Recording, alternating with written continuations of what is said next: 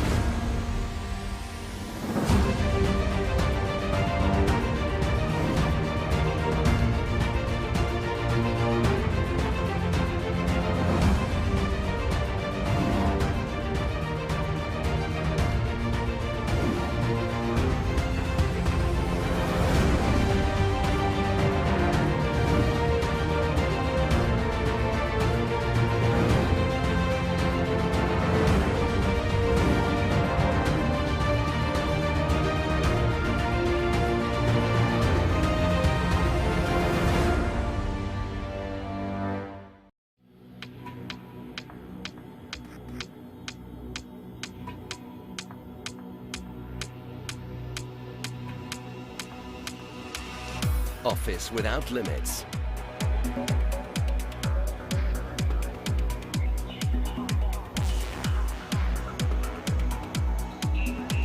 Slash your telco costs.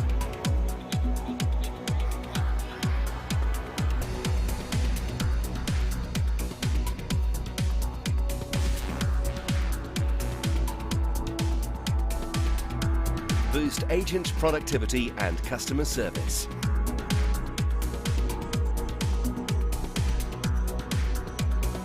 Web conferencing for all.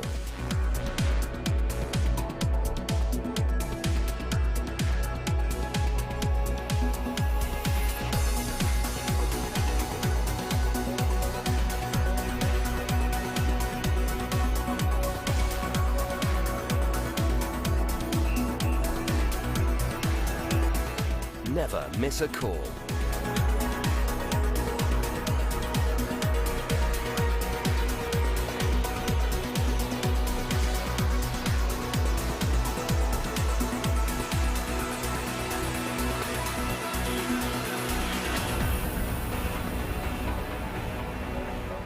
.3CX, everywhere you go, on premise or in the cloud.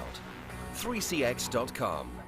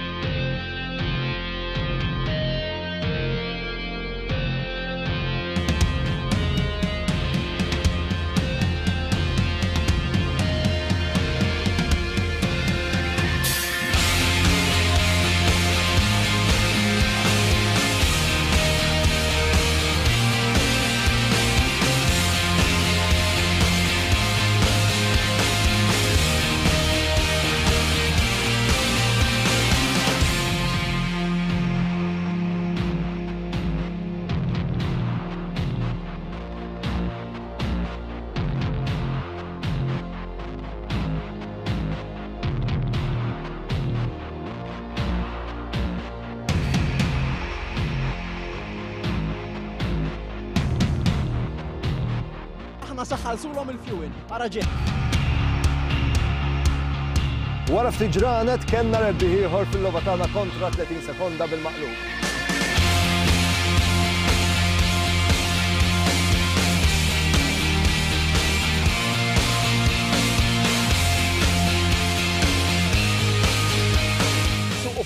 serva xejdu le mhix se tieqaf.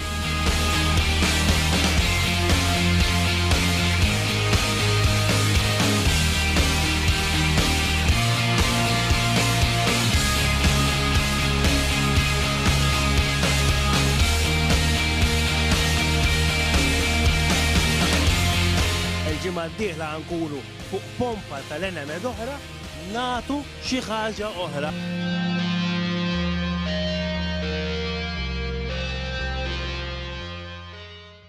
Senna was a god.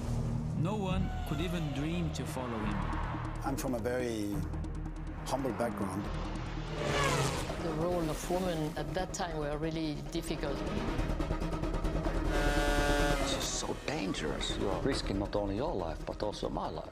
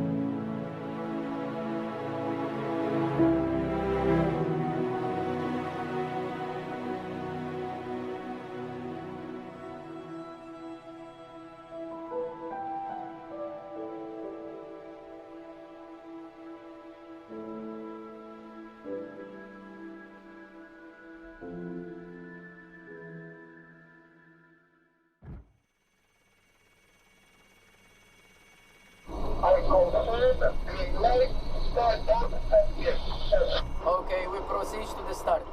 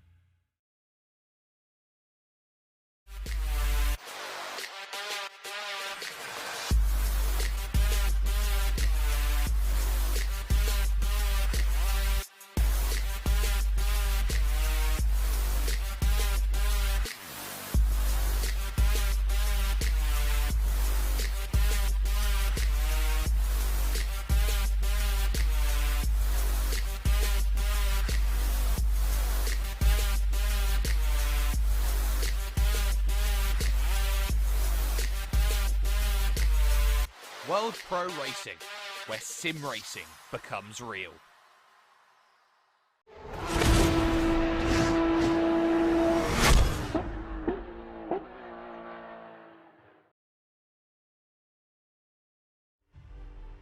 Good morning, good afternoon, good evening, and wherever you're watching in the world, welcome back to the penultimate round of the Malta National GT3 Championship 2021, fueled by Enemed, where tonight we take you to one of the fictional tracks in the R Factor universe, Loch Drummond. Somewhere in Stirling, around Loch Drummond itself, this little track exists only in the hearts of those who race on R Factor religiously. My name is Kieran McGinley. Joining alongside is the ever fantastic Nico Hillebrand. Nico, long time no see. How have you been?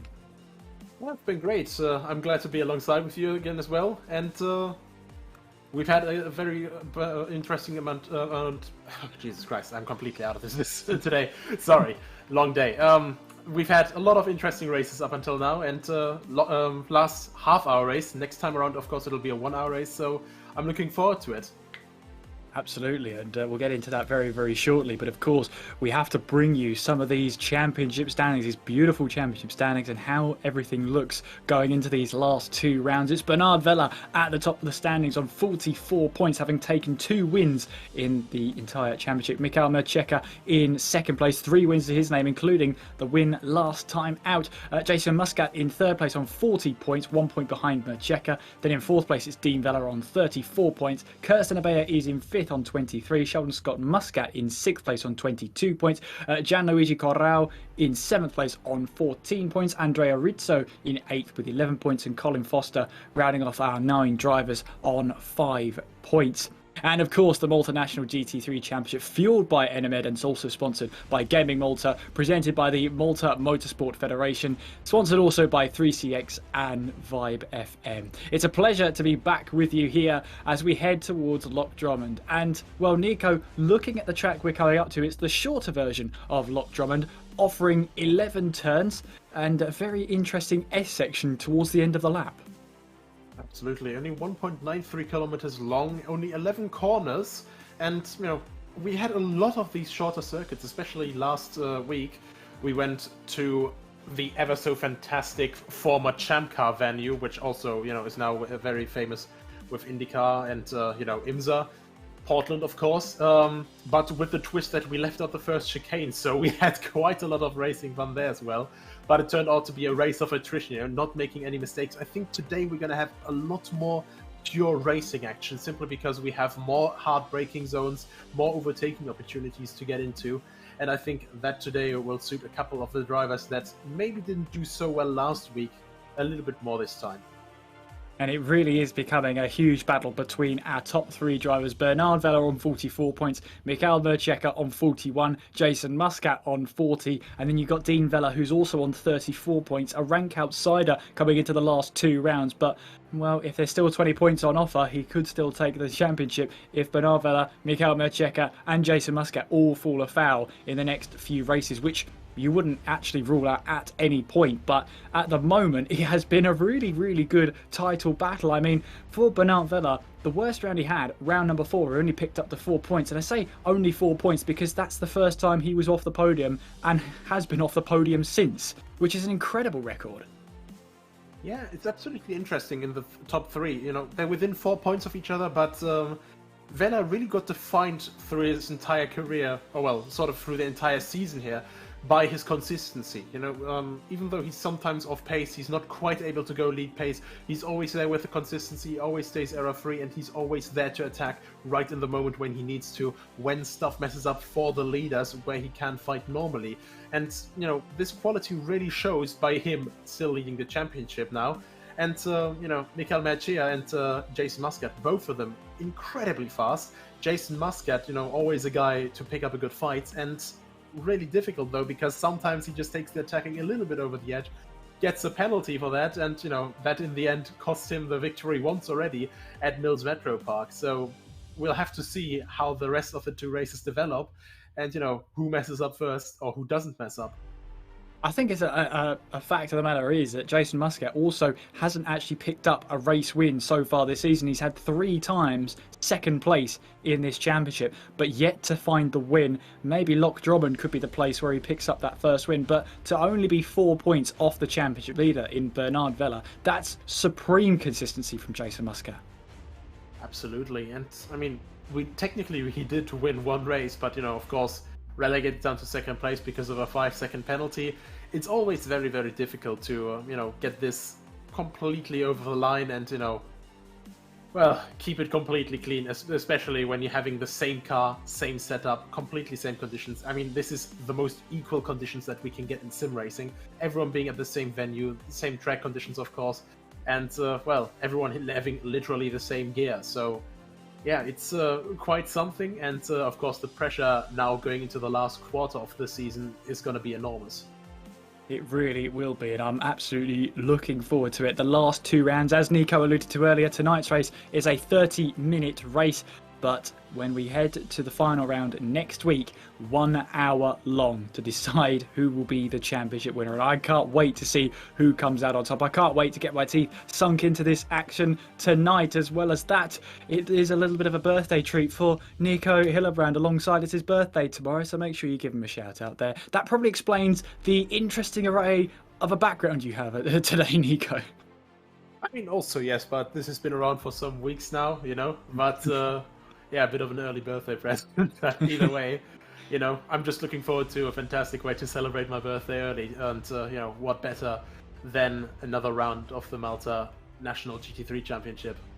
And of course, as well, all the drivers, if you haven't tuned in before, will be competing at the World Pro Racing Simulation Centre all the way in Malta. And very shortly, we'll be able to join the host in Malta. We won't be able to yet. Just hold on for now. You have to put up with these 2 faces for now. But when we head to Malta, we'll obviously bring you some hosting and also some trackside interviews as well. I say trackside interviews, some sim-side interviews would probably be a better description of that. But it's very nice to actually have the drivers there in view, because normally when we do some racing on World Pro Racing, it's normally all over audio, so we don't really get to see the emotion there. But it's been really nice to have the drivers there in the studio and interviewed there and then about how everything's been going. And it's really, really great to see how it means so much to so many in this one.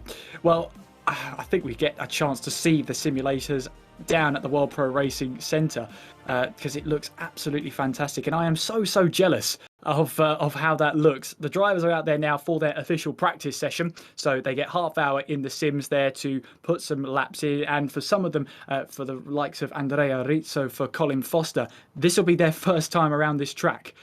Really in a competitive way, so they've got a lot to learn in half an hour, and as someone like Andrea Rizzo said, he possibly only gets that half an hour to actually learn the track and try and get the most performance out of it, which is half an hour, Nico, that's nothing. Yeah, absolutely. And yet, especially in the last couple of weeks at Botnia Ring, at Portland, we've seen Andrea Rizzo and also Colin Foster get closer and closer and closer to the front end. At the beginning of the season, they were a couple seconds off. Colin Foster this time within 2 seconds of the lead time. And, that's some insane improvement over the season already. Absolutely. So their half-hour practice is underway. We don't get a chance to see that. Probably just to save face for some of the drivers. They can make their mistakes in peace. We'll be with there for the 15-minute qualifying and then a half-hour race to decide the points from there. So it's short, sharp action and lots to talk about in between. And Nico, who's a driver that maybe has been a surprise of this season? I think the biggest surprise of the season so far for me was Kirsten Abea, just with his fantastic drive at Lime Rock Park. I mean, granted, it's difficult to overtake there, but he had numerous drivers all over the back of him. We had such a chaotic start, and then, this entire 4-car train, everyone nose to tail the entire time. Also, with the fixed setup, we had these wheelie sections coming up the chicane. So, really, really fun race to watch, and Abea just consistently, kept everyone behind him, kept everyone at bay, and even though he's down in 5th place at the moment in the standings, that was definitely a shining moment for him, and seeing him light up like that, the smile just shooting across his entire face as he crossed the line, it was absolutely fantastic to see. It was great to see, absolutely brilliant, and moments like that make you realise, yes, this is what it means to so many. For some, it's been trying to convince people that sim racing really does have its place in amongst motorsport. And I think seeing Kirsten Abea's reaction as he crossed the line at Lime Rock Park the last time I was in the box with yourself, Nico, it was absolutely amazing to see how much it meant just to Kirsten Abea. And after all of that, half an hour seemed to fly by for us, but I bet for Abea, it was an eternity just trying to make sure that car got to the line first. Oh, absolutely. I mean, when you just, for example, when you're doing qualifying, just like a long session, like it's a hot lap qualifying session, half an hour length or an hour length, you know, that session flies by simply because you're just going out for like one lap stint, you know, quickly, and then you're just constantly developing setup, you're constantly adjusting everything, and you're like, oh, well, I can find some more time here. Suddenly the hour's over, suddenly the session is over, and you just go, well, that is not very great. But just keeping half an hour, you know, defending, attacking, and staying in focus for that entire time, you know, dealing with tire wear, dealing with the changing conditions in the car, you know, dealing with the, you know, lighter getting car as well. It's such a difficult thing to do. And, you know, Kirsten Abea really showed his A game there, and absolutely fantastic as we now see our top two in the standings here. Those are Bernard Vella in the top and Michael Mejia at the bottom there. And, you know, that is also one of the really cool things, I think. This is something that we have quite close to real-life motorsport, you know, these onboard cams, so to say, and also to be able to see all of these guys, you know, just driving there. It's really cool here at Malta. Yeah, it's awesome. It's awesome to see. And, you know, these drivers, you could see Murcia as, well, I wouldn't say as emotionless. He definitely does show emotion eventually, but he's very cool and committed to the task in hand. He knows exactly what to do, and he's really just doesn't display too much emotion when it comes to the grand scheme of things. But I suppose in a way that's Michael Murcia. We wouldn't have him any other way. Yeah, absolutely. I mean, overall, you know, with his completely like static facial expression, honestly, you could put him in sunglasses and just have him as the next Terminator. You know, unwavering concentration, just always concentrated on it, and you know, not quite an Austrian accent like Arnold Schwarzenegger, but definitely getting there with the accuracy for his races. Oh, well, I'm sure we'll leave that Arnold Schwarzenegger impersonation right there. But if someone does have a pair of sunglasses in Malta and they can hear us, just for the fun of it, go on, you know you want to. But I mean, he's a cool and collected character.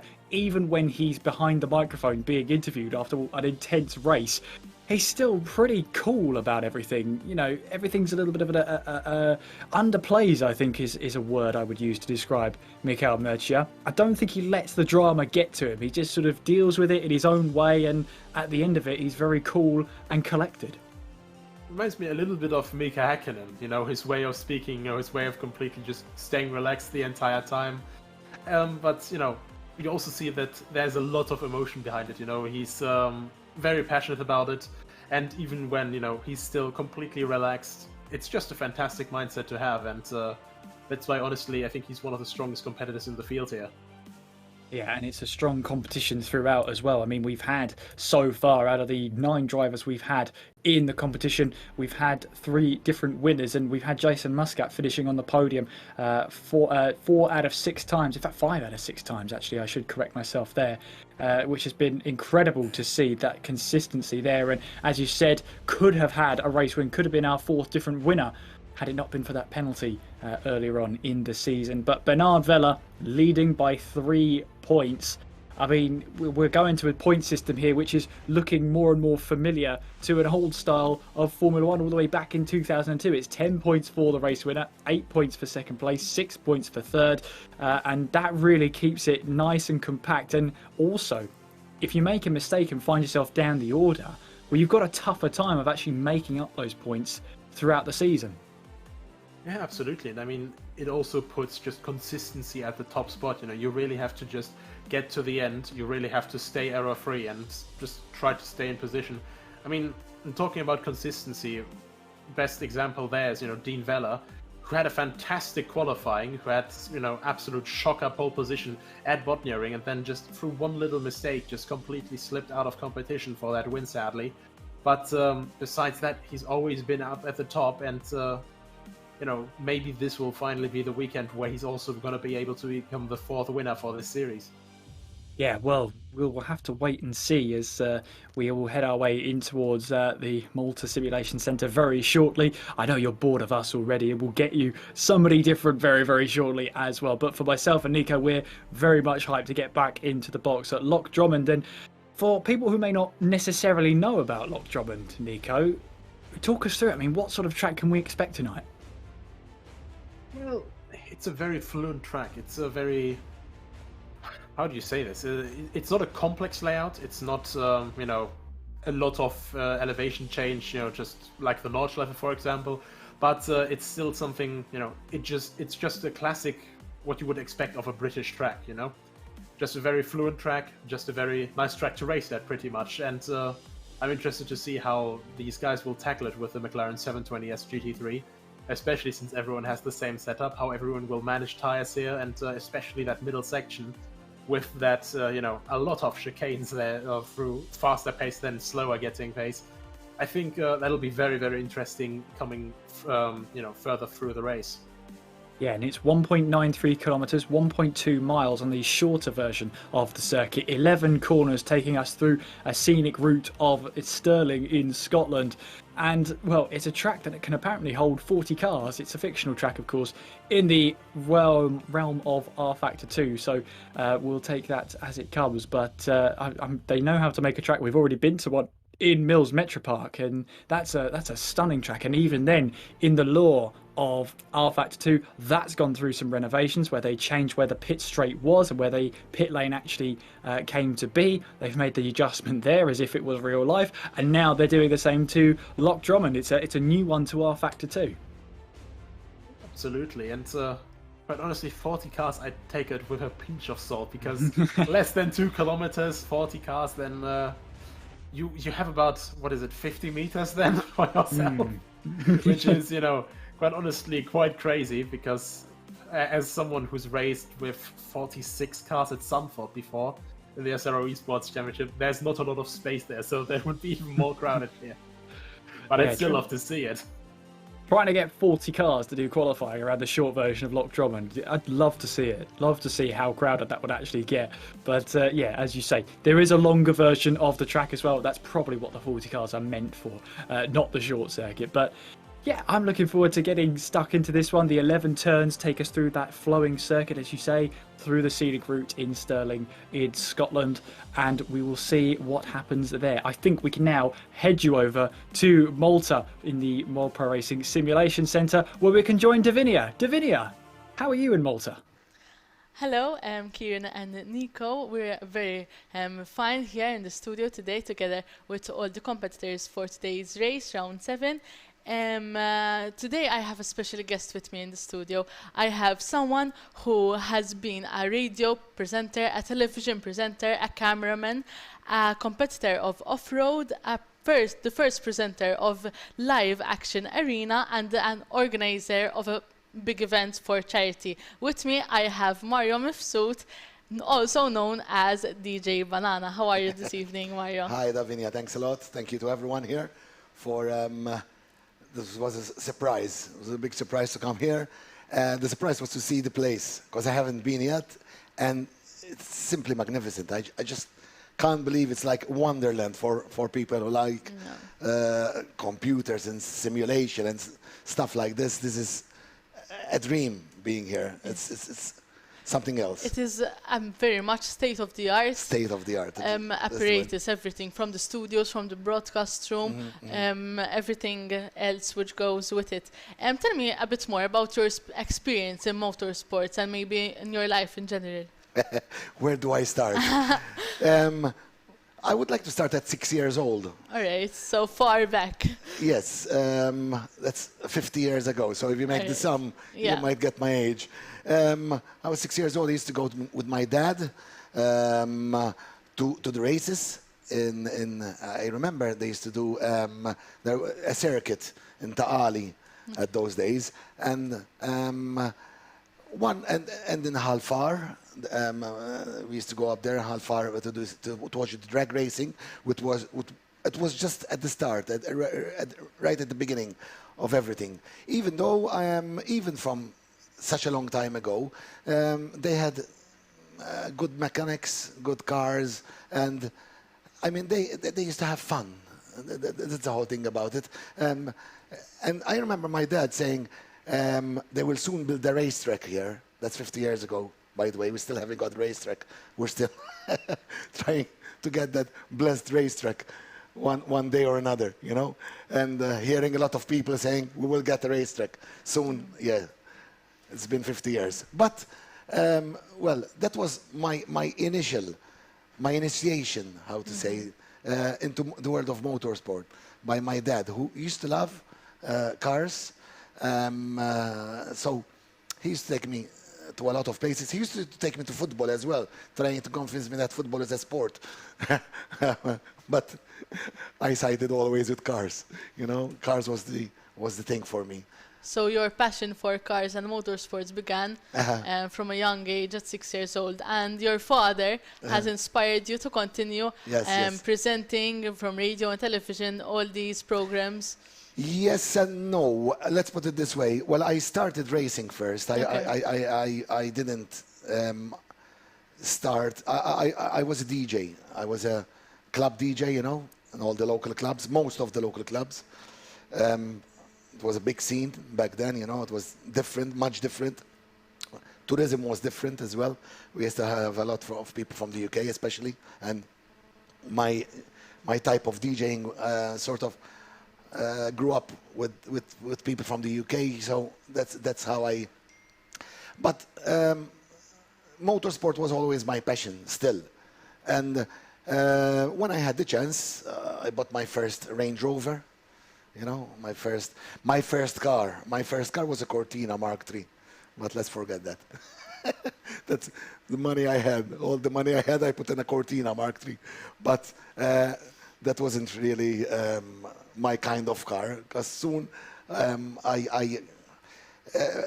you know, you identify yourself with a car sometimes, with a type of vehicle, and soon enough, I identified myself with off-road. Let's put it this way. My first off-road vehicle was a motorbike, of course. It was a Yamaha back then, 175. A lot of people had them, the black tank 175s. And I started my off-roading on 2 wheels. So I went to a lot of places back then, you know, where we practiced off-road for motorcycles, like I remember in Rabat, it's not there anymore, and Salmoon, not there anymore either, you know, we had tracks and different places. But then, falling off the bike and hurting myself and this and that, I decided to go into four-wheel off-road. So I bought my first Range Rover. And that's how my journey into off-road racing started, with all-wheel drive club, and I started building my own off-road vehicles. Back then it was quite different. Nowadays it would cost you a lot of money, and you'd need a much better car for today's racing, even in off-road. But back then, you know, we used to modify a little on what we had, and we did what doesn't happen anymore now, the camel off-road every year, you know, the camel event, which we used to run, was simply fantastic. That's my racing.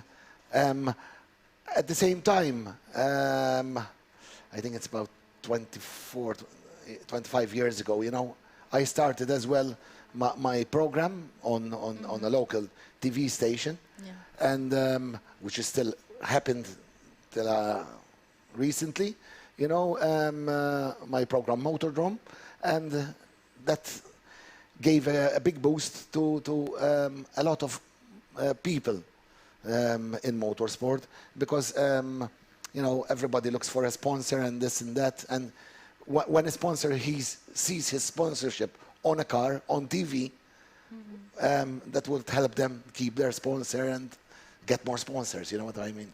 So how did you, from the first person to get motorsports shown in the media, to end up to a television program? How did you go from that channel, sort of? There were other people showing motorsports, but maybe not as lengthy as I did. You know, maybe they did just a few shots, or. But I used to do an hour and ended up doing a 2-hour program. You know, for all this time, never stopped for 24 years, around 24 years, and never stopped. Every single week, you know, I presented the program. I still practiced motorsport. I still raced, you know, for quite a while, up till about, let's say, about 10 years ago. That's when my problem started with my back, and I had kids. When you start a family, you start thinking twice with the kind of racing you do. Off-road is in its way dangerous. All motorsport is dangerous. Because there are some risks as well in becoming a professional in this kind of sports. There is risks in everything. You can be walking down the street and slip on a banana and break your neck. But you know, when you go on risks like that, you know, and you have kids and money and everything, you know, and then even my back pain started about 10 years ago, and today I cannot walk anymore, so properly anymore, you know, so I had to leave it all behind. I had just done a vehicle, a proper off-road vehicle, with a Chevy in it, with a Chevy 350, with around 500 horsepower. And it's still there in the garage, you know, and just this week I was thinking of selling it, and my heart will go out with that, you know. But thanks to presenting the motorsport program, I stayed in motorsport, and it's sort of continued. But I didn't just show off-road. I showcased everything, you know. I mean, on a program like Motodrome, I had even cards, drag racing, off-road in Taali, which is a different kind of off-road, contact sport where you have 4 or 5 cars and not 4-wheel drive. Everything, even sim racing. At one point, you know, I remember just starting, and Adrian and they had this vision, this dream, you know, a long time ago, and today they've done all this, which is simply magnificent. Hill climbing. Malta is so rich in motorsport. There's just about everything. So, and even when like people come from abroad, they say, "Wow!" I mean, even we don't have a drag strip. Malta has one of the only drag strips around our area. Like, you know, even people from Italy come to try out their bikes and their cars here, because we have a proper drag strip in Taali, you know, and stuff like that, you know. I followed some of your videos on YouTube before you came. I was talking a bit your history and what you have done throughout the years. Something that really hit to me was the fact that you organized big events for charities. What was all your intention behind that, and where did you get that sort of drive and passion to do that? Well, thanks for asking about that. We spent 15. COVID has put us down now for the last 2 years, and we don't know where the event is going until we get the go-ahead. For a big do, I cannot do it, you know. I need a lot of people there to make some money, a substantial amount of money. We did, sometimes we did 10,000, sometimes we did 22,000 euro, you know. And this all every year went down to different charities. That's why it was called MDRA for charity. MDRA is the place, Malta Drag Racing Association, which hosts us. And for charity means that we do it for different charities. The last few years, I have a son with on the spectrum, autism spectrum disorder. So I was helping a lot his school, the Malta Autism Center. But we have helped a lot of charities on the way for these last 15 years. But like I said, COVID put us down now. For the last 2 years, it hasn't happened. And it's like, a knife going into my heart. You know, when something like that happens, it hurts. Motorsport is a community. Motorsport is a family. We care about each other, even when we're racing out there. Different to other sports where we try to put our opponent down. Motorsport, we try to keep our opponent going. So if I win, I would say I won with my strength. How would one put it? Out of my own doing, not because my opponent stopped. It's like an off-road. You know, I remember so many times we stopped and they stopped to help me. I stopped to help them. You know, even a wheel come loose, I would give him my wheel, my bolts, you know, my nuts. If I had, you know, if I had spares, sometimes I would give it to someone, not thinking that I might need it myself later. That's motorsport. So that's why I came up with the charity thing. People in motorsport like to help a lot, so we do these charity events, the MDRA for charity in Halfar, and people come out of nowhere with all their vehicles. First of all, they like to show off their vehicles, which is... I think it's very nice that you put something that you love, your kids and your son, and put it into motor racing. Thank you very much for this interview. If we had the time, we could have spent many more hours talking and discussing your career. Thanks Back to Nico and Kieran. Thank you, Davidia, and great conversation there, and that camaraderie, as DJ Banana put it, about, you know, everyone helping each other, and that's the real part of motorsport that sometimes gets overlooked, and I completely agree with that, Nico. Yeah, absolutely. I mean, best example I think to that was the qualifying session for the Grand Prix of Belgium last weekend, you know. Very hard crash from Lando Norris, you know, and first one to arrive at the scene, Sebastian Vettel, you know, instantly pulled over, only left the scene again when he actually got a thumbs up from Lando Norris. So, and, you know, quite honestly, that's what it's all about, you know. We're all there to push it to the limit. We're all there, you know, even in simulator, you know, because in the end, when you have a direct drive, you can still break your wrist if you don't let go of the wheel fast enough.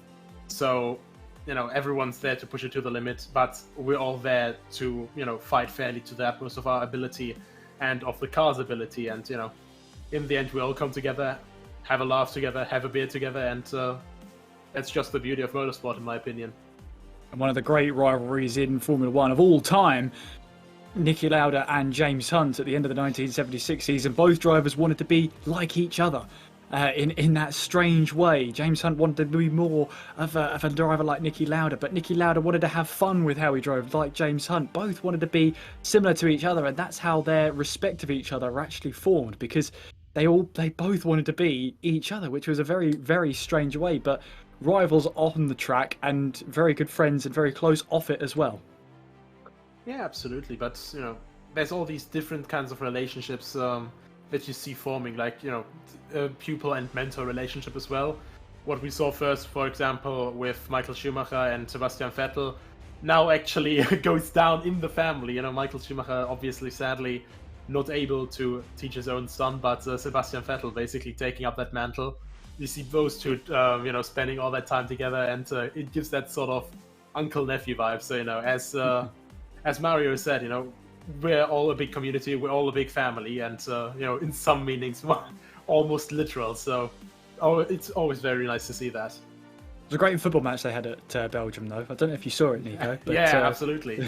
But it looked pretty intense, that one. But you're absolutely right. It's that sense of camaraderie. And for Sebastian Vettel, he had that in Michael Schumacher when he was starting out his career as well. So it's all come full circle again. So yeah, it's really nice to see that side of motorsport, and especially when you're going to club motorsport as well, you see that level of teamwork. Your rivals on the track, but you also want to be beating them on the track rather than letting them fall to retirement or to a crash in, say, a practice or a qualifying session. You want them there, but you also want to beat them. So you do everything you can to let them get to the track and then try and do your talking on it. And it's just this really bizarre mixture of this friendship on the track but rivalry on it. It's great. Yeah, absolutely. I mean, you know, when you're on the track together, when you're quite literally fighting wheel to wheel, nose to tail, there's always this drive, you know, to keep going faster, keep pushing each other to the limit more and more. And I mean, in the end, like the best victory that you can get is like an outright victory after half an hour, like here, you know, of battling, and you know, neither of the guys crashes, basically coming down to a photo finish, and you know, that's then the best part, you know, when you after the race can just come together, shake hands, and go, well, that was awesome. Do it again next week, same time. Yeah, that's an amazing feeling as well, and the fact that it has got such a following behind it now, has Motorsport, is great, and the same is happening to sim racing, especially over the last year and a half for obvious reasons. It's really great, gained traction there into a similar way, and whilst some drivers maybe on the other side of the country, there's always someone willing to help you with if your PC runs into a problem, for example. There's always going to be someone to try and help you out and say, right, here's the parts you need, and maybe try this. That, you know, being part of that rivalry, it's the same in sim racing as well. You want to help your rivals because you actually want to race them. You don't want them to succumb to these mechanical, or in this case, a failure with the PC itself. You want them on the track to beat them on the track. yeah. I mean, you know, as I said, you know, on-track duels, it's always the thing, you know, even with strategy and all that stuff, you just get sort of obsessed in the moment, and you know, you keep fighting, you know, not just against, you know, your opponent, but also against your car to keep making it go faster. You keep trying to improve in every single way possible, and you know, just keep getting an edge, and you know, it's really something that helps us bring out the best in all of us, you know, just from our own ability, and even further the ability. So that's the wonderful thing about competition, especially in motorsports. Absolutely, and it's great to see, even with these 9 drivers at the simulation centre all the way over in Malta, there'll be a similar sense of that as well. Maybe not giving too much away in terms of what tips they should have, but certainly with some of the drivers like Andrea Rizzo and Colin Foster, they'll be eager to try and see, well, what are you doing? That I've only got half an hour to practice here. What are some of the tips, or what can you help me with in terms of learning this circuit? And as you say, with Andrea Rizzo especially, he's come on leaps and bounds from the first race of the season. So too is Colin Foster, picking up 3 points in the last 2 races for himself. So it's clear to see that progress is being made, and no doubt that's that competitive rivalry, but also definitely there'll be at least one driver there giving them a hand and saying, look, if you do this, this is actually going to get you 2-3 tenths of a second.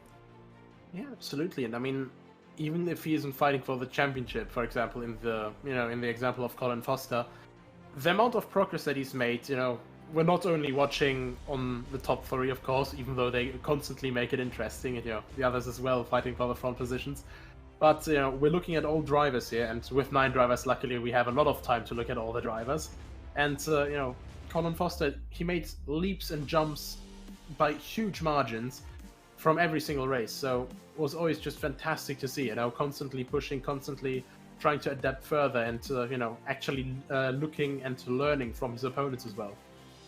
Absolutely, and hopefully we'll get you the last couple of minutes of practice as well, just to give you an idea of what the drivers are doing and how they're getting on. So we'll see about that right about now. Let's head to practice right now to Loch Drummond and see who is on top. Well, at the moment that's the lovely green car of Jason Muscat, I believe, and we are literally into the last couple of minutes in this practice session and getting ready for the qualifying session. And it is the number 9 of Dean Vella at the top of the standings, and we said it was a short circuit, Nico. 53.1 seconds is the time at the top, and all 7 drivers who set a lap time covered by 1 second. Yeah, I think this is probably the fastest circuit we have had so far then. I think we probably still need 2 more drivers then. I think we're missing Kirsten Abeya and Colin Foster right now. So, quite honestly, I think we're going to stay at around, you know, all of the drivers within a second. So, not quite a bad spread of field there. Not at all. One top 4 separated by half a second at the moment, and we've just been told in our ear Kirsten Abeya and Colin Foster unfortunately will not be racing today, so we are just the 7 drivers, unfortunately. However, Andrea Rizzo, 7th fastest in this practice session, less than 9 tenths of a second off of the fastest times set by Dean Vella. And of course, this is the practice session, so we're more likely to see the priority of race pace because that's where the points are scored. But there is Sheldon Scott Muscat. Now, Sheldon Muscat has a bit of an enigma. If you've watched World Pro Racing before, you'll know the quality of driver that Sheldon Scott Muscat is. It's been a tough season for him. That's fair to say, isn't it? Absolutely. 2 DNFs in a row, one from a very unfortunate, set of events. Couple mistakes made by himself, and then another one where he had forgot to adjust the fuel from, I think, the qualifying load to the race load.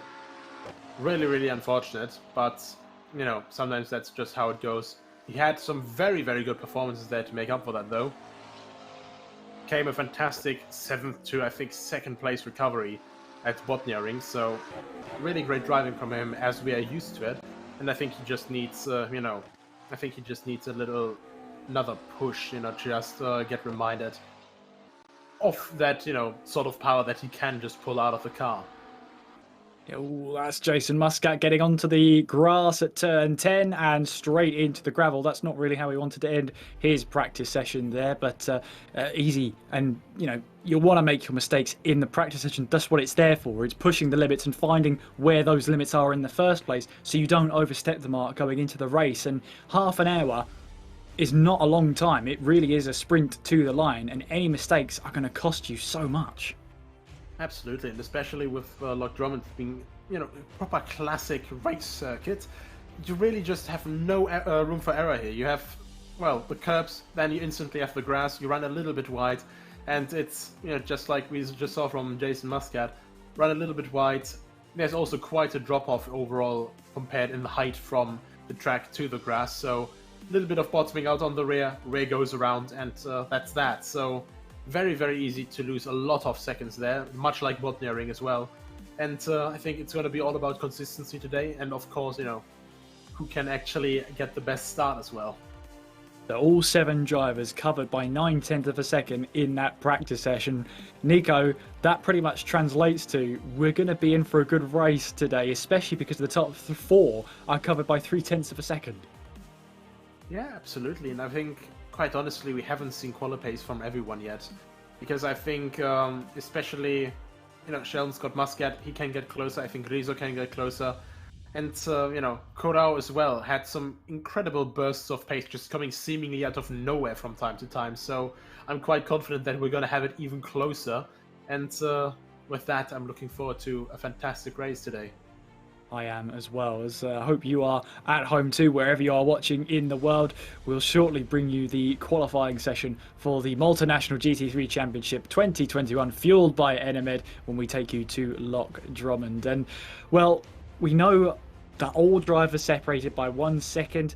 Nico reckons there hasn't been any proper attempts at quali pace just yet. Well, we're about to find out very, very shortly. At the moment, though, it was the number 9 of Dean Vella that was the fastest in that practice session. Dean Vella, who's 4th in the championship. And, well, in the grand scheme of things, Nico, Dean Vella needs quite a bit to go his way if he wants to try and get himself back into this championship battle at the last round next week. Yeah, absolutely. It'll be very, very difficult for him, but, we've seen fantastic pace from him. We've seen a lot of consistency from him throughout the races. It was just that one little mistake that cost him a chance for the win at Botnia Ring. And, even then, after he made that mistake, he still stuck to the back of the top 4 completely the entire time. And, quite honestly, he has the guts, he has the will, and he has the speed. He just has to put all of that together to be able to win a race. Yeah, and 10 points is on the cards for him. He's been 2nd place once, of course, at round number 4, my apologies, where he got 2nd place, and he's been on the podium twice this season. 4 times this season he's finished 4th place. So he's just shy of the podium, it seems, in most of the races he's been into. But today, just by looking at the practice session alone, he's got a good chance of getting on that podium again. Yeah, absolutely. And, once again, his pace seems to be on point. His qualifying pace is quite impressive as well. We saw at Botnia Ring quite a lot of purple 1st and 2nd sectors. Last sector he had a bit of difficulty with. And then in the last couple moments, he just got that 3rd sector out of nowhere seemingly. And put in a fantastic pole lap. So we'll see today if he can maybe pull that off again. Absolutely, and I think we're just about ready to head to the track once again to head into our 15-minute qualifying session and find out who can get the shootout to get pole position here at Loch Drummond. And what we know, Nico, is that it is quite a flowing circuit, as you alluded to earlier on. And what flowing circuit translates to me is limited overtaking opportunities. So qualifying is going to be pretty important for this one. Yeah, absolutely it is, but you can also see how wide the circuit is. You can do a lot of side-by-side action here. And I think even with, you know, it being rather flowing instead of, you know, these tight corners, you know, 90-degree corners that we see from Hammer-Tilke tracks nowadays, for example, I think there's still quite a few proper overtaking opportunities here. Last two corners actually remind me a little bit of Catalonia before that chicane was included. So a lot of momentum being carried on the front straight, and then through that right-hand king as we go into turn 1. I think you can mount maybe 1 or 2 overtaking opportunities in here. Maybe just even with the switchover, and you know, we'll see how the drivers will tackle this. We will indeed, and we're riding aboard then with Mikhail Mercha as he now makes his way through. It's very, very flowing circuit, as you alluded to, Nico, as he makes his way through this long right-hander, and very hilly that part, especially getting onto the short part of the circuit. Back in, slightly getting away from Mercia then, as he makes his way through these final couple of corners. It's this double right-hander. It's a shallow right-hander to try and round off the lap. Through the final corner we go, then flat out through here as we make our way on towards the start-finish straight once again. 53.2 is his current fastest lap time and the fastest lap time of the session. And he, well, only just off it. In fact, setting a purple sector on that lap time this time around. However, it wasn't quick enough to improve on his own personal best and the fastest of the session. There's Bernard Vella then, who makes his way through this first section. It's always weird to say first sector of a track that's 1.93 kilometres long, because if there were 3 sectors, they'd not be very long. Yeah, absolutely. And I mean, even so, you know, just gaining these last couple tenths, gaining these last couple hundreds, at a track like this, you know, only 53 seconds, it's so tough, especially because you just have no room for error here. And here, once again, you know, bottom out a little tiny bit, Dean Vella. And immediately the car goes around you, everything is lost, and that is just going to be the really tough thing here. You know, bounding that one lap together, getting the momentum for all of this perfectly. Well, and then just sending it through the last corner like your life depends on it, and, well, getting that lap tied up. Yeah, and hoping the grip's still there as you find your way through. There's Andrea Rizzo then, who's now making his way through this uphill section through that right-hander. Then it's another left-hander, and the lefts and rights get tighter and tighter the further the circuit you go through. And then we've got the long right-hander of turn 9 before we size up the next couple of corners through turn 10, and then back on the throttle through turn 11.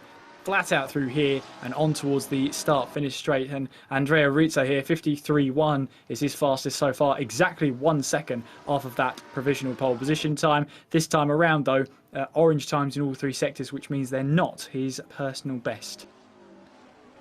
Yeah, and actually you can see the gap. Right, for first and second place, we have a very close gap right now, less than half a tenth. And then 6th and 7th place are divided by 0.02 of a second. So, you know, no matter where you look, it's always these sort of close gaps. Sheldon Scott must get a little bit in the sort of void, 4 tenths to the front, 4 tenths to the back right now. But we know that he can close that gap if he, you know, gets that lap together.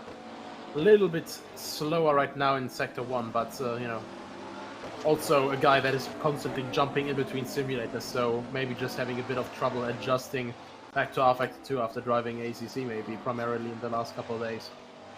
Yes, that's absolutely right, but he is 5th fastest in this qualifying session. Also a battle to watch out for is the battle between Andrea Rizzo and Gianluigi Corrao. 0.02 of a second separate them in this qualifying session. 3 points separate them in the championship for 7th and 8th place in the favour of this man here, Gianluigi Corral, who's currently in that number 2 car and looking to try and find that extra little bit of lap time to get himself ahead of Andrea Rizzo in this qualifying session. Of course, points aren't scored for the qualifying session, but it's nice to get yourself up the order as far as you possibly can onto that curb and using as much as possible as we now make our way through the halfway point in this lap then. Trying to slow that car down. It wasn't happy with that lap, backed out of it and back into the pit lane, which is a luxury you have in sim racing. You can instantly decide that wasn't good enough, I'm heading back to the pit lane. Yeah, certainly saves you quite a bit of time and also potential danger to, you know, maybe bin it on the in-lap. But luckily none of that. Jason Muscat very concentrated once again. I think that's the second to last corner. There we are now, last corner that he's coming through. On the outlap right now, but starting now his next attempted assault against Riccardo Mechia's provisional pole position. That's the P word. And, you know, you can just see how really difficult it is. Like, you have to get the car perfectly turned in, then try to just take a little bit more on the outside. Just, it's really that rhythm between carrying all of the momentum that you can gather, but also like keeping the corner actually tight, because obviously if you run too wide, you're giving away track length, and you know, you obviously want the shortest way possible.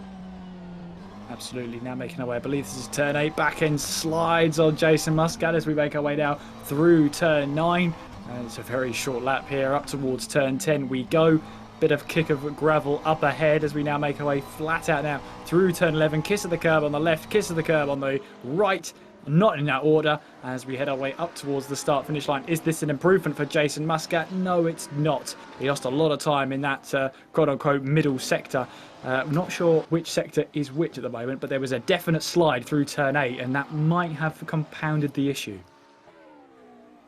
Yeah, it's just really difficult, especially just coming out of that right-hander, you know, getting over a crest, well, getting basically up onto a crest and then having to brake for that very slow left-hander hairpin. The rhythm of that track changes the entire time. Mikael Mechia actually like attacking quite aggressively here now on the sausage curb. So we can see so many different lines here as well, and people trying to tackle it in so many different ways. Qualifying, of course, it's interesting to see who's going to be the fastest one-lap pace. But the difficulty will be, I think, to actually get the car throughout the entire race duration, because with a track like this, it's so difficult to get the car together in one piece just back over the finish line.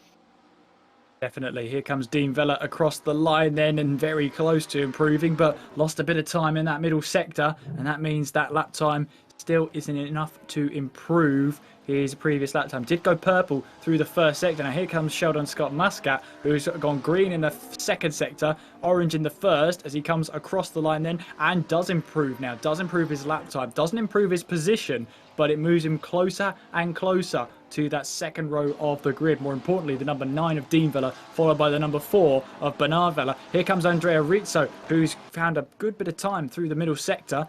What about coming up towards the start-finish line? And it's an improvement here for Andrea Rizzo. Moves himself now within 8.5 tenths of a second of provisional pole position. Nice lap there from Rizzo.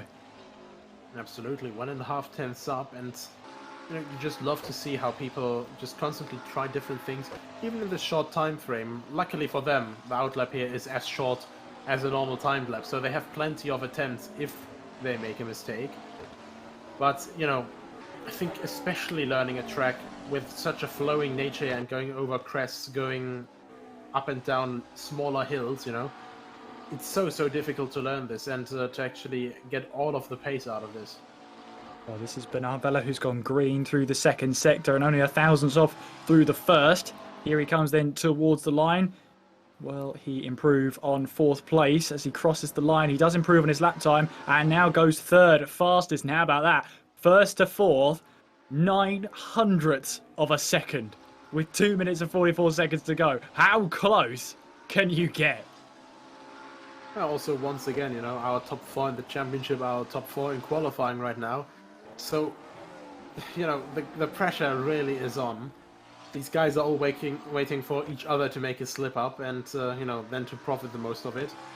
But one thing that I would say, someone who's always been strong on the standing starts is Sheldon Scott Muscat. So if he maybe nails the start here, he could profit from that as well. And obviously with a track that's hard to pass on, it could actually change up things quite a bit. But obviously we still have a couple minutes to go.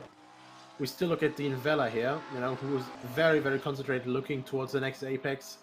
And very, very nice, actually. You can see where he's looking just from his eyes. Really wonderful to see with that wonderful face cam. So once again, you know, praise out to World Pro Racing with their simulator studio on Malta. Now trying to come around again. Now the last two corners coming here, and just before that last corner is actually the Sector 3 marker. So Sector 3, only these last two corners and the way back to the start-finish line. Actually improved a tiny little bit, I think, in the middle sector, but not quite enough just yet. 53.369, not enough for an improvement, but still, if he wants to, has two more chances to try and get some laps in. There's Gianluigi Corral, 7th place at the moment, and our 7 drivers all covered by the space of 1 second. So it is immensely close across the entire field at the moment into this one. So I'm really looking forward to seeing how this will all pan out in the race. For now though, we still have to decide the grid. We've got less than 60 seconds to go to do such a thing. Corral then coming through the final couple of corners to start his flying lap. Doesn't want to get too close to the grass there, going through on his out lap, but he makes his way onto the start finish line now to start a new flying lap, and he's 0.959 seconds off a provisional pole position. But at the moment his main target will be to try and out qualify Andrea Rizzo, who's now come back into the pits and will stay 8.877 seconds off of provisional pole. So Corral knows what he needs to do now to try and out qualify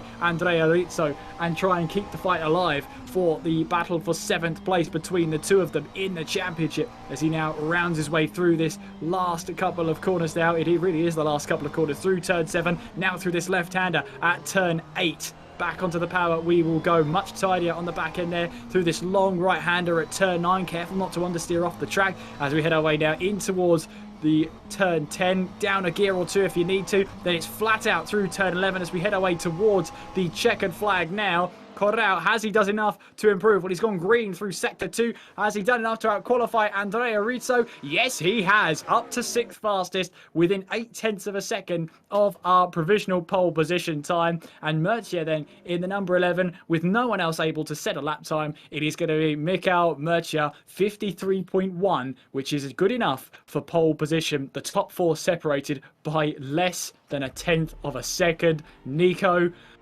bring on the race. I'm actually getting more and more nervous now.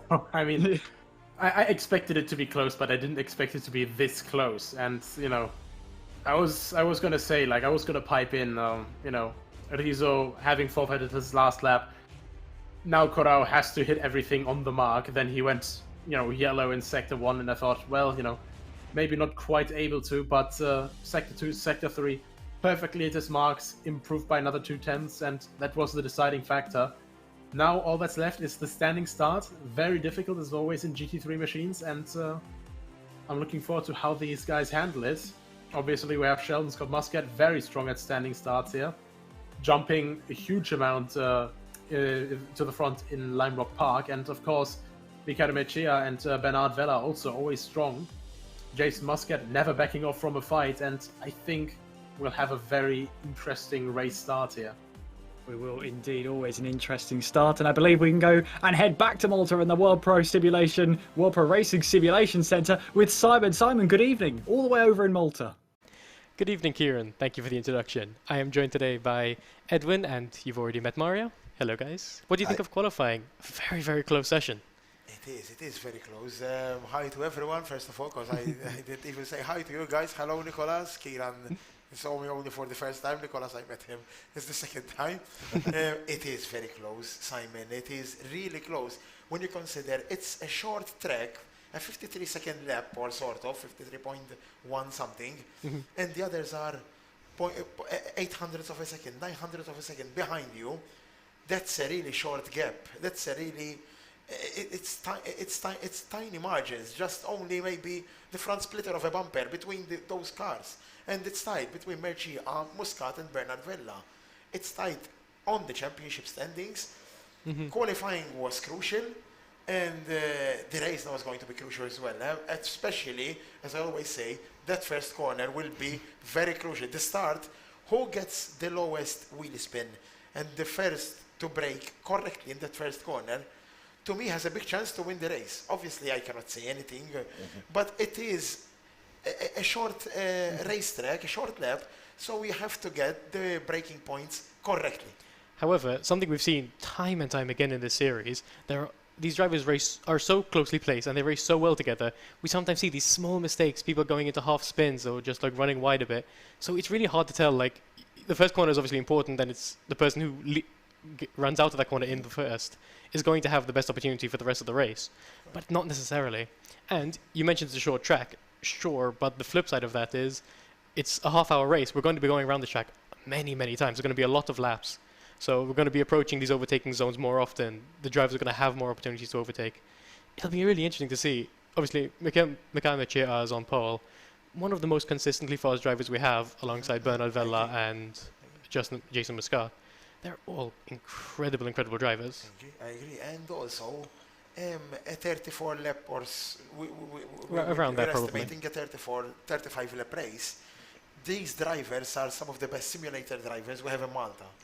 So I cannot imagine the mental strength that they have while running a car under behind another one.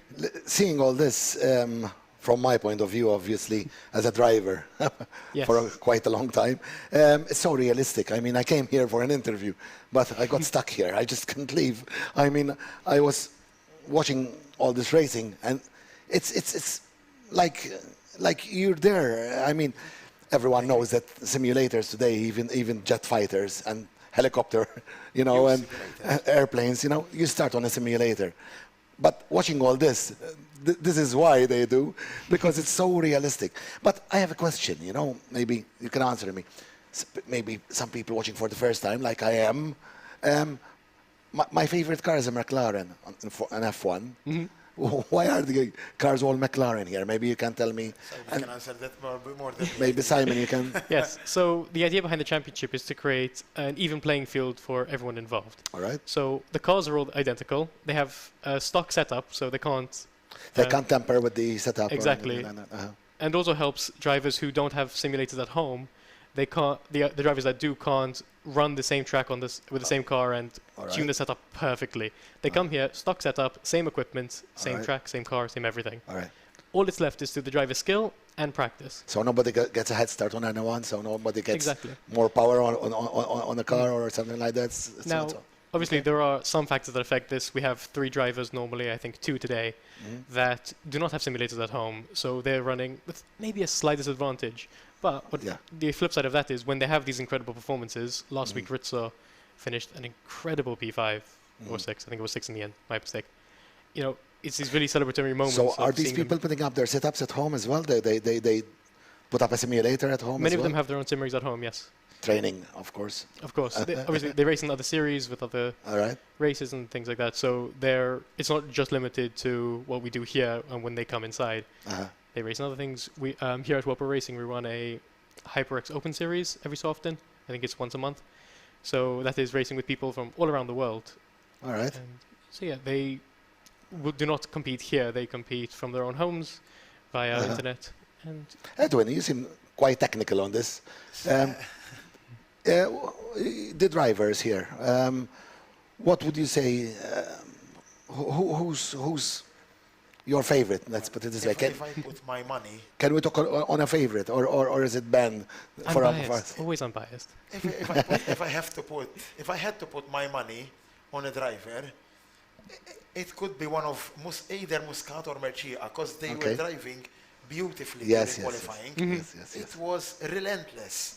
And but as you said, Simon, as well, as Simon said, it's a 34 lap race. Anything could happen, like we saw 2 races ago. Anything, definitely. If you put a wheel on the grass, that's it. It's over. That's it. If you spin a car, and obviously, the guy is not even the guy behind you, even the third person behind you could also benefit. The thing is, from my point of view on racing, is to make it to the end. First, you have to finish. And as well, and the last few laps, then it's the time to put your foot down, because you got experience, from a lot of laps, and you got your car to the end. Because, like you say, you spin once, you're off. So this track it has some fast corners as well. It does. Tire degradation it will be crucial. Qualifying laps are one thing, race laps are another thing. Yes. With no tire change, those tires you came out of the pits will be the same that you end up. You have to keep them till the end. The whole you have to protect with them. that same set of tires. So tire degradation will be crucial. Also, fuel economy will be crucial. So on simulation, you run your tires out as well. It's exactly. so realistic. Exactly. So realistic. You have also and fuel as well. And fuel as well. You have to calculate how much fuel you put in the car so that it wouldn't be light. Okay. Obviously, and you're not just like the real thing, huh? It's like it is meant to be as realistic as possible. As realistic as possible. That's why it's called the simulator. And simulator racing in Malta is it's a huge business right now as well.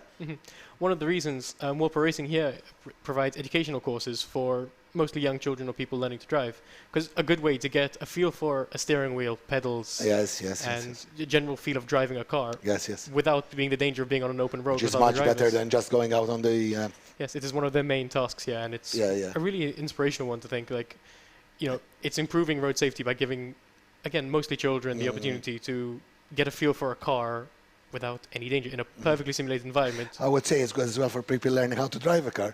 Yes, exactly. Before you get them out on the road. Exactly. Just throw them out, to the alligators. Of course. On our roads especially. But today we're not talking about driving a car, although always a fun time. Today it's about racing. All right. Obviously you're a driver, you've taken part in racing events. From what you've seen, this is your first time here, first time seeing the drivers. Who would you peg as maybe a potential frontrunner in today's race? Well, it's quite hard for me, It's of course. The thing is, I'm not. I need more time watching them. Fair. I need more time watching them, and more time like. What I've seen, is like I think Muscat. He's a very consistent driver.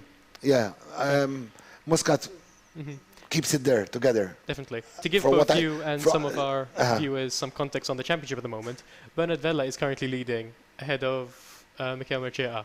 So those two are the drivers who are really consistent. Jason Muscat as well, Dean Vella, all incredibly talented drivers, and it's going to be really interesting to see how they stack up in today's race.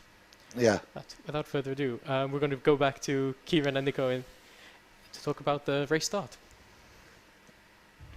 Thank you very much, Simon. And very interesting conversation between you three. I'm jealous I couldn't be a part of it, but maybe one day I'll get some tickets out to Malta and we can have a proper discussion. Nico, we're moments away from the racing action then, with the top four covered by less than a tenth of a second in qualifying, the whole field separated by less than a second. Bring it on. Yeah, absolutely. And, this is going to be the closest they're going to get in the entire race, presumably. Then again, I have been wrong with that before, so, we don't know what's going to happen. I just hope we're going to stay clear of any sort of bigger trouble, but still going to have clean racing. And so far, these guys haven't disappointed me yet. And I'm sure they won't tonight either. Michael Mercea then on pole position to try and get some points on Bernard Vella, our championship leader. 3 points separates the top two in the championship. 4 points separates the top three, with an outside chance for Dean Vella. But he needs to play his cards right in tonight's race. We'll have to see what he can do, what he can conjure up when we head to the track. Warm-up is almost done as the drivers get to warm up their cars and themselves again. Last chance for any race simulations, and hopefully the last chance for Sheldon Scott Muscat to realise he's not on quality fuel anymore. Fingers crossed. I'm sure he's not, but that's my warning to him. Please go on race fuel, Simon. Sheldon, please. Anyway, so the point is then, we've got around about that 33, 34 laps. That's the estimate given in the studio.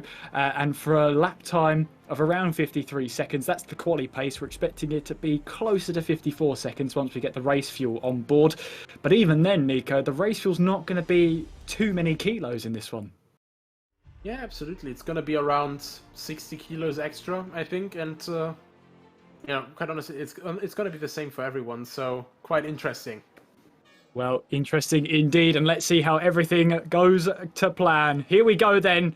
We are racing once again then here at Loch Drummond as we make our way now on towards turn 1 with Michael Murcia right on the outside. But here comes the number 10 there of Muscat trying to challenge for the lead of this race. Then through we go in towards turn 1. We've got someone spinning off into the background. Was that Corral or was that Rizzo? I think it might have been Corral as Sheldon Scott Muscat now into 5th place. But that's the number 10 then of Jason Muscat who's taken over the lead of this race ahead of Michael Murcia. Then it's the number 4 of Bernard Vella. But Dean Vella trying to make his way through the field. This is a race he's on the back foot of in the championship. He needs to try and climb the order as far as he possibly can. He has not won a race here in the Malta series. He has only finished 2nd place once in the series. He needs to pull out his best result if he wants to stay in this championship hunt for the time being. But a great start then from the number 10 of Jason Muscat. Now, we did see a penalty for Muscat. Unfortunately, there's 2 of them, so we can't confirm which one it is, but one of them's coming into the pits, so it looks like then it was Sheldon Muscat,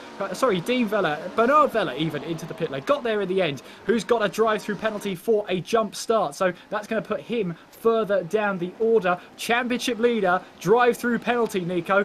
Big changes might be happening now. Absolutely disastrous turn of events for Bernard Vella. I said it before, he was very, very consistent in every race and always kept up these consistent results. That's how he was able to stay up there. But, a start like this, literally the worst thing that could have happened to him in this situation. Yeah, we had a spinner at the start as well. Couldn't quite tell if it was Rizzo or if it was Corral going down in towards turn 1. Either way, they're both in 5th and 6th place. So now Dean Vella, Bernard Vella, our championship leader, has to fight his way through the order to try and recover as many points as possible. And Murcia now needs to take full advantage of this as they head their way across the line once again to start the 3rd lap of this race. Then Murcia with a 54.054 as they start a brand new lap in this race then. So it's the number 10 then of Jason Muscat leading the way with the number 11 of Michael Murcia in 2nd place. Then it's the number 9 of Dean Vella rounding off our top 3. Then it's Sheldon Scott Muscat in 4th. And then it is Corral in 5th place, Rizzo in 6th, and championship leader Bernard Vella down in 7th place. Although for him, at this moment in time, I think it's 2 points so long as he finishes this race in 7th place. But this is not the way he wanted this race to go. Yeah, absolutely. And, the only big hope that Bernard Vella can have right now, I think, is, that the others at the front hold each other up. At this point, for the last race, he would be in a prime position to be attacked by Dean Vella in the standings as well. So, really, really worrying for him. And, that's just how easily you can just lose a lot of time in the points. Just be a little bit too happy on the trigger finger when launching your car, and, the standing start will say, well, that is on you, buddy. Yeah, and Bernard Vella is doing his best now to try and catch Andrea Rizzo, and it's such a tight track as well. We're about to see how difficult it is going to be to try and overtake, as there's 2 different lines being taken by our top 2 runners here, with Jason Muscat trying to hold on to this race lead at the moment. He hasn't won a race officially in this series. So far, he had 1 win, but it was taken away from him due to a 5-second penalty earlier on in the season. Can he rectify that? Can he try and drive a resolute 1 and get that first race win? Get that off his back. Murcia is going to chase him all the way, though, down the start-finish straight, and it's Dean Vella rounding off our top 3. So Dean Vella needs all the points he can get. He really, really needs this race win, Nico, doesn't he? Absolutely. And I think especially for his conscience, he needs that win. Multiple times so close, but just never could quite get it wrapped up. Now he's sitting right on the back of Muscat and Murcia, so it's going to be, a prime time position if they maybe have a bit of a scuffle again, as they had before in this season. And I think Gianluigi Corral is out of this race, unfortunately, so no further part for Gianluigi Corral, which now will put Bernard Vella up a position at the very least, and now puts him into 6th place. Dean Vella, meanwhile, looking to try and take advantage of Michael Murcia, then, who's fully focused on attacking Jason Muscat ahead of him as we head through the final corner, through 11 and onwards then into that scenic view of the mountains in the distance of Loch Drummond, then on towards the very first turn again. I believe we're going to see a replay of that start then as they made their way out of the starting blocks on towards turn 1 we go. So it was a great start then from Jason Muscat. And it was a turnaround then. Gianluigi Corrao and Andrea Rizzo both getting caught up with each other. A nice 360 from Corrao, and he manages to get himself away again. But no doubt the race stewards will have had a look at that. But Corrao has since retired from the race, so any penalty will probably be retrospective now.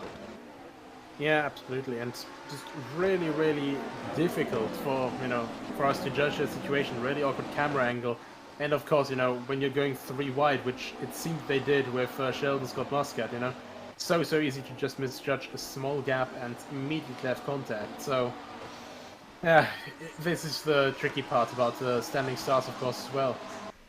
It is indeed, and also trying to make sure you don't launch too early and come to a stop and then go again, which is exactly what's happened to Bernard Vella, which is why he's down in 6th place. Got himself a drive-through penalty, although luckily for him at a track like this, a track as short as this, it's a very short pit lane and it's a very short time you're stuck on the limiter, I guess, in terms of time. But then when you compare it to the actual lap of the circuit and how quick that flies by, it is a percentage, and it's quite a big percentage of the lap time in total. So in reality, you actually do lose quite a bit of time in the pit lane.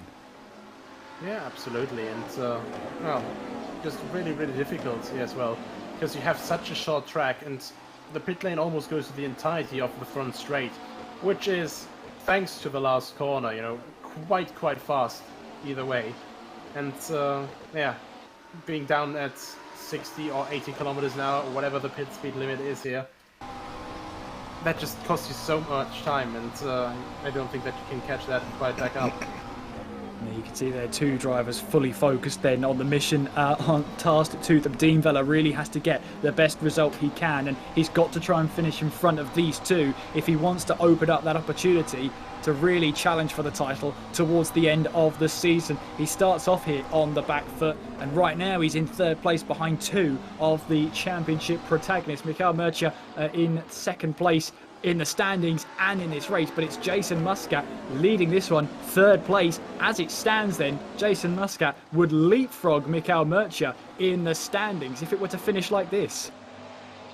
Yeah, absolutely, and well, it's just such a difficult situation here now, because of course after this we have 1 round left. They have a lot of dirty air coming through that actually.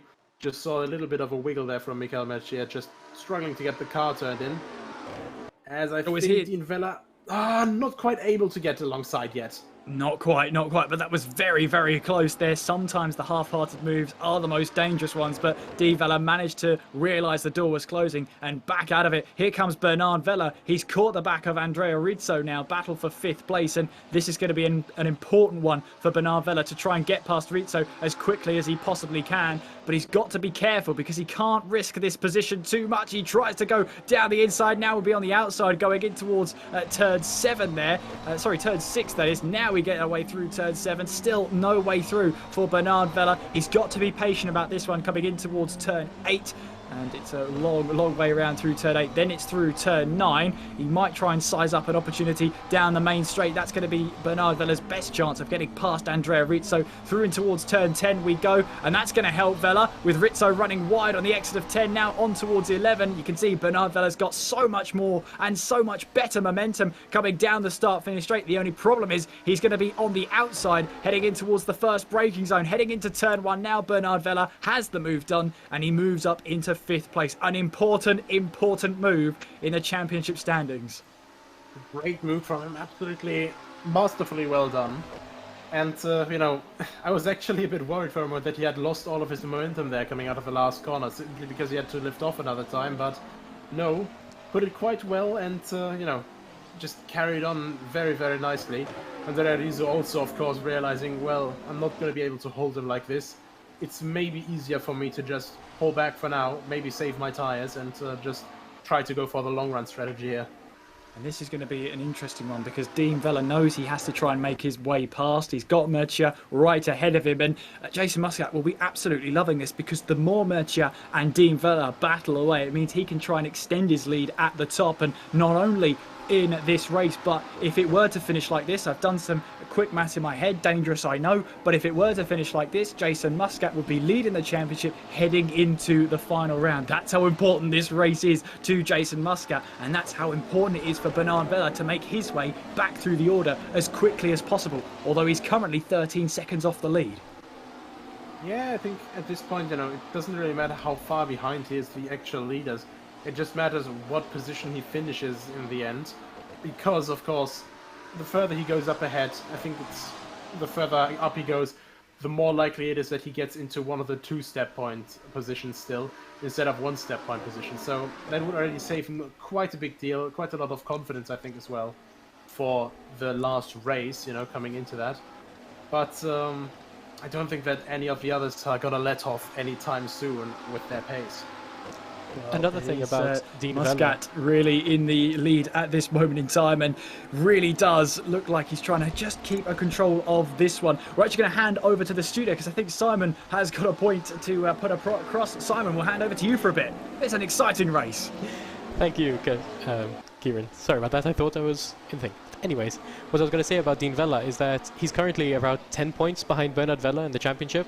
So the higher up he can get, the better chance he's going to have going into the final race, going into Monza, to really fight for the championship. He's currently on the back foot, but with a good performance here, as he's maybe going to make a move on Michael Machea, going around the outside into Turn 1 is a very difficult move to make. Doesn't quite get a stick. It is indeed. It is indeed, but he almost managed to make it pay off. But all that's doing is it's allowing Jason Muscat to really open up the taps and build that gap once again. Gap is now 1.8 seconds. And I'd love to get the views of over in Malta and the rest of the studio there, Simon. What have they made of this race so far? Well, allow me to ask them. Edwin, you've been watching this race. You just saw Dean Vella try a brave move around the outside of Michael Machea. What do you think of the race so far? Well, the race is obviously I'm glad I didn't put my money on anyone because, as my good friend Mario told us, he would put his money on Muscat, which he did. He was right. This start of Muscat was epic. He just flew off the line. When we saw the replay there, his car literally jumped off the line. Muscat had a great start, and unfortunately for Machea, he's already almost 2 seconds away from Muscat, so that's gonna hurt him during the whole race. We still have 18 minutes left on this race, but the biggest loser for me is Bernard Vella.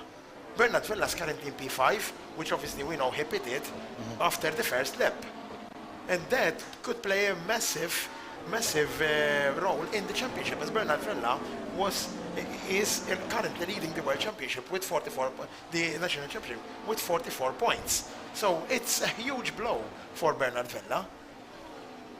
Muscat is really determined in this race. He looks really, even on practice and everything. You know, I had my eyes on him, but I'm also looking at Dean.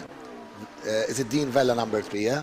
Yes. I'm also looking at Dean Vella. He looks as he's holding a little back, but I think we're going to see some surprises later on in the race, because Dean looks determined to get it through beyond Murchie, of course, which he wants.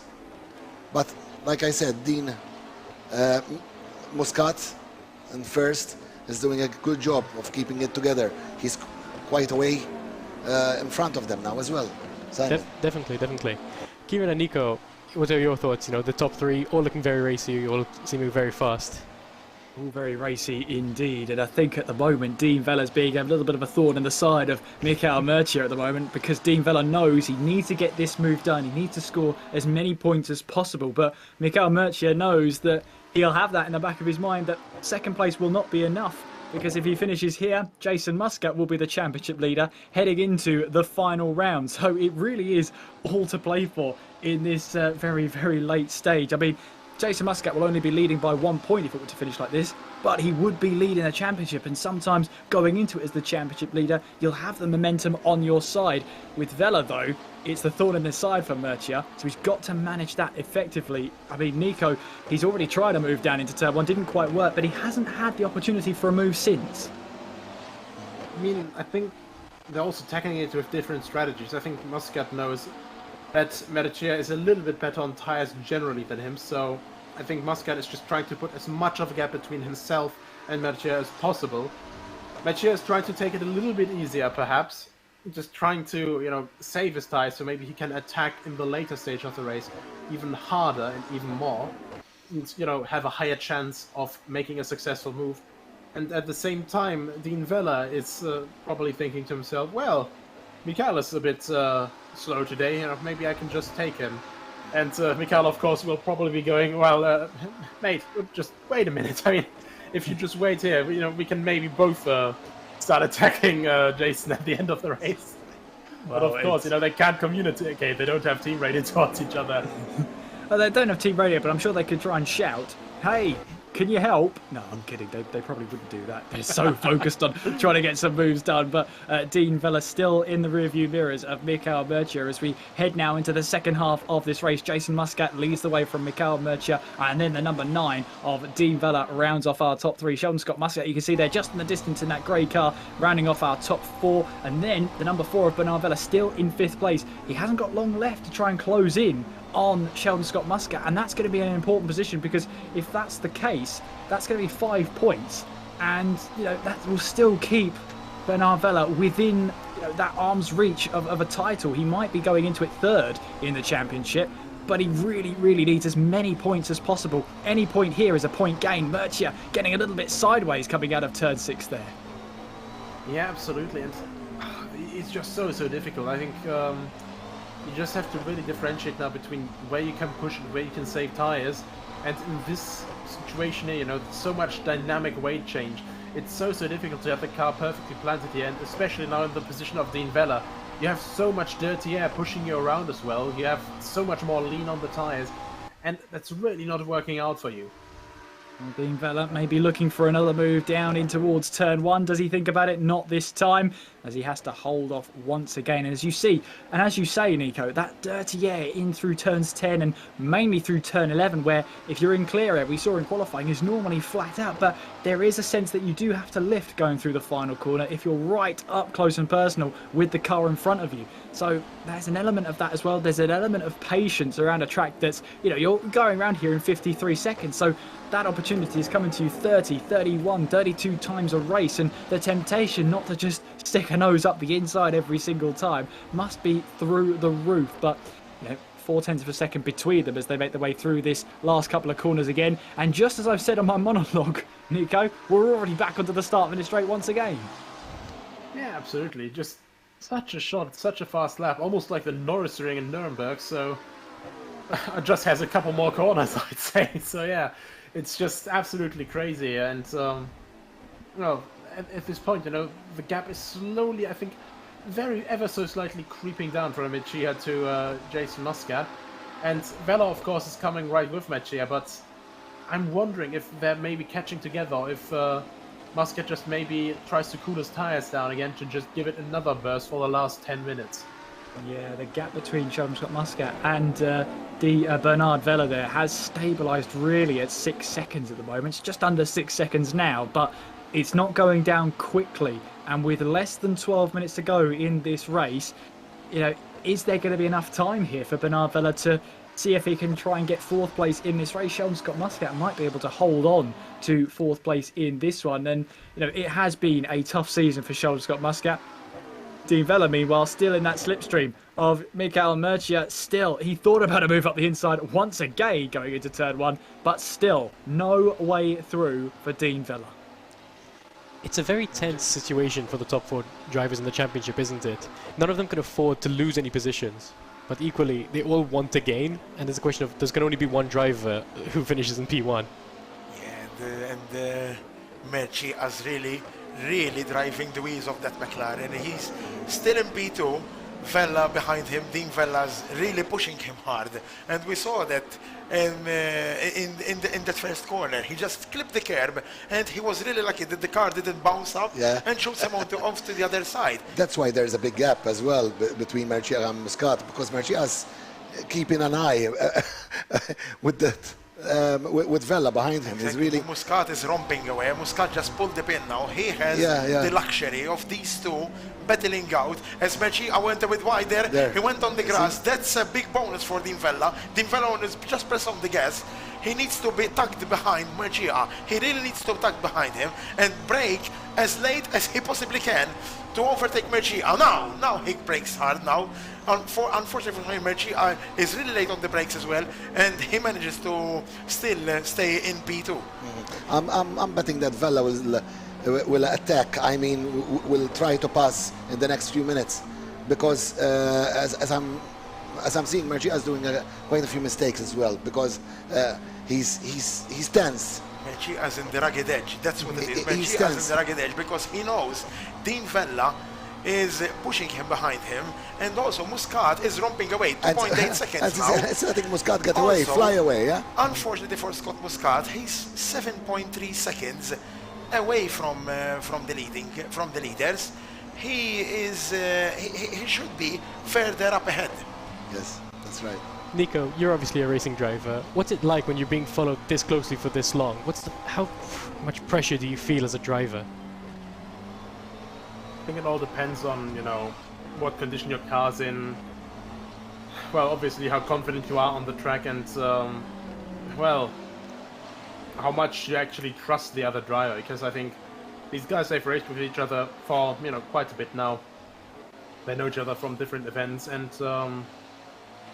yeah, I think you know, these guys trust each other a fair bit. So I think Mercia knows, you know, Dean is not going to launch sort of like a half-hearted attack just from, you know, half a second behind. So he knows that he can allow himself some sort of luxury there.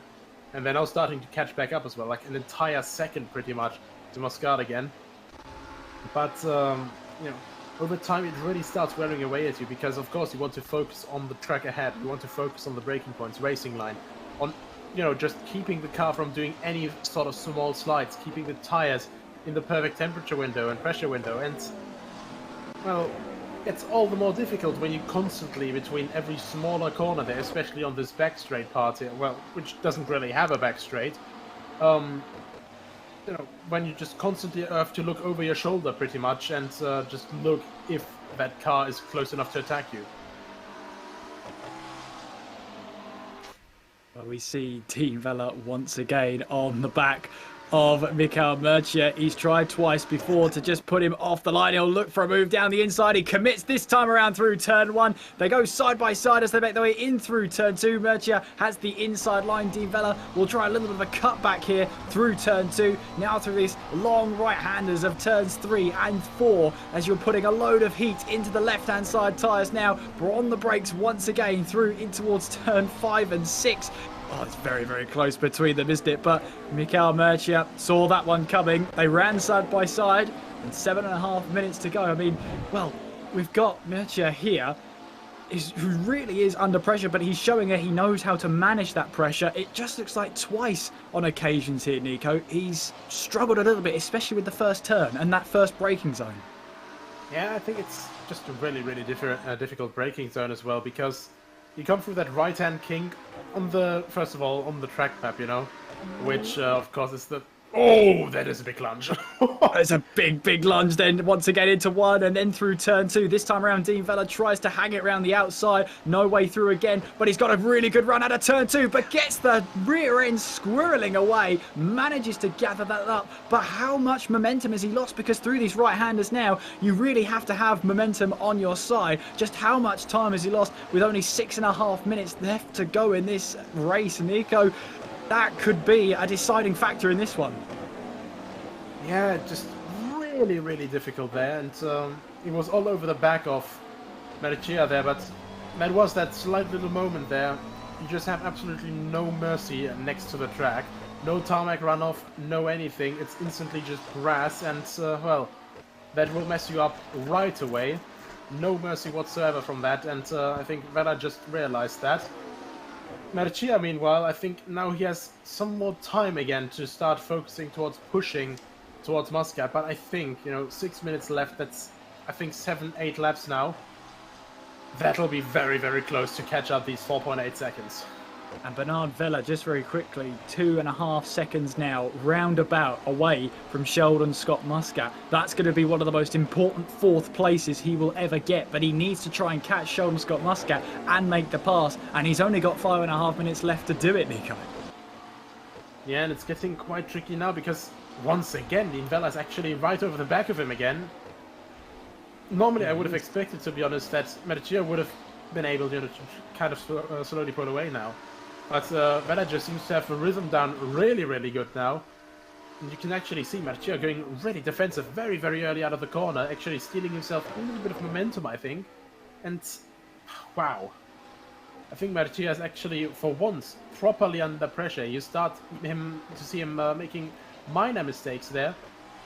And I think Dean Vella really just has to look now, how can I exploit those mistakes to get past? Well, with just under 5 minutes to go, we'll hand over to you, Simon, and your trio in the studio, because we might have an action-packed 5 minutes coming up.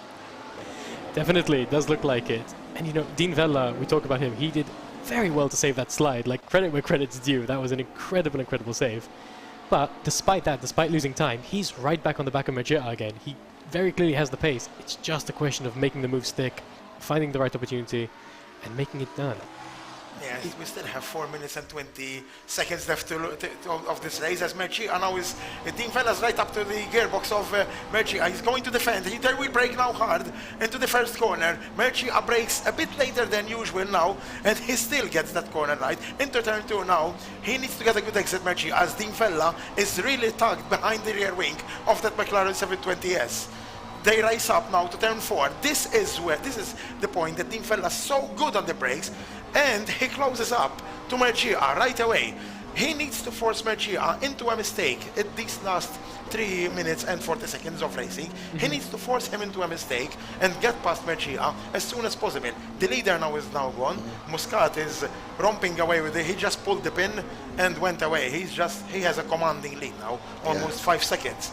But Vella needs to force Mercia into a mistake.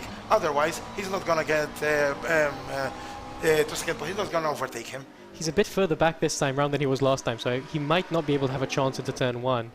As he comes to the braking zone, no, he's a bit too far back.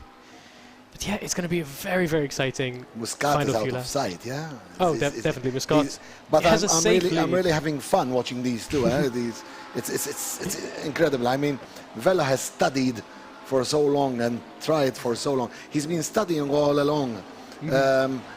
Okay, he's done his moves. I anticipated that he was going to do the moves in those laps because he looked like he was going to attack. But still, he's still studying the best way.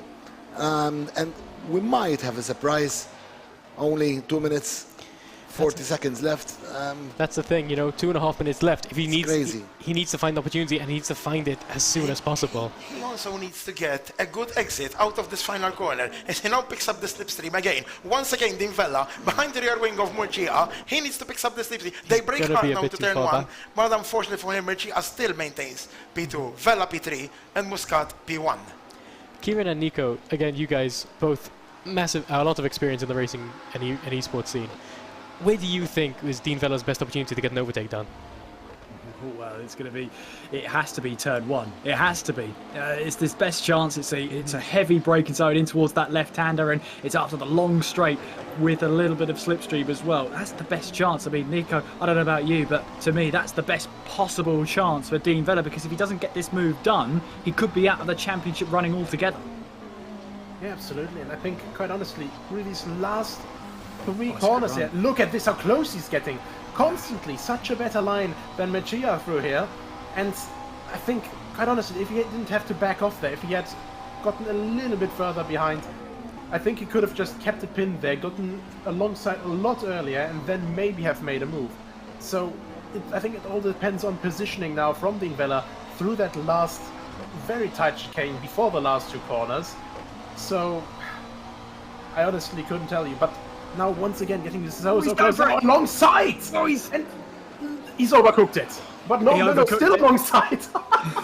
Still on the inside though. Will he try and take the move away from Murcia? He knows this is such a championship defining move. He needs this second place to stay within the running, and he's got the move done on Mikel Murcia. Throw out that rule book. Turn 1's out of here. Murcia's trying to move in towards turn 10. No way through there, but Dean Vella now getting into second place. I believe now our leader Jason Muscat has started the last lap of this race, and look who's joined the party as well. Sheldon Scott Muscat in 4th place, now with a sniff of a podium soon as well. Vella will be on the back of them as well. Bernard Vella, he might just be a lap or two late to the party, but he's going to be there in the closing stages of this one. But that's such an important move for Dean Vella. It could be one that keeps him in the championship hunt going into the last round next week when we head to that hour-long bumper special at Monza. There is Jason Muscat then. It's going to be close to the checkered flag, but well, he was denied a victory earlier on in this season thanks to a 5-second penalty. Well, he leads by 5.6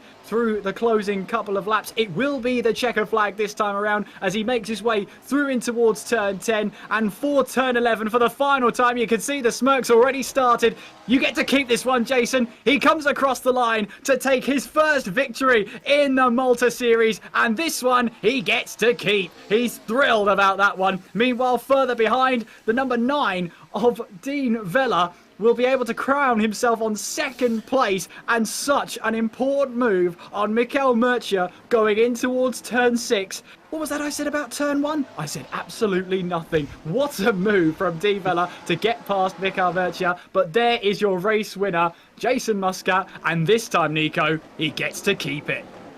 Absolutely, just no mistakes from him today. Absolutely perfect drive, and just I'm gonna be honest, you know, he said it himself a couple of rounds ago still, you know, he had troubles with tyre wear and seemingly nothing of that this time around, just driven perfectly, basically within the limits of the car the entire time, and just kept pulling that gap. I have no idea how he's done that, but wow, just absolute respect to Jason Muscat and Dean Vella. What a send. I mean, we know that saying from Danny Ricciardo, lick the stamp and send it. Well, Dean Vella just basically booked up the entire Malta postal service for the next 2 years. Well, he absolutely did, but boy, was that a good move there from Dean Vella. He knows that was such an important move to make, because now that could potentially keep him in the championship hunt. He'll still be a rank outsider, but he will still be in that hunt. And what that means now then is, by my calculations, Jason Muscat takes over the lead of this championship. Of course, we'll head to the studio in just a bit to have a full debrief of that race. But Nico, wow, what a race. I thought, you know, he had overcooked it, just gone off track there into turn 7, or into turn 6, sorry, and you know, kept it alongside. Then Murcia also kept it alongside. They just went the entire squirrely section around the back, completely alongside, no problem whatsoever.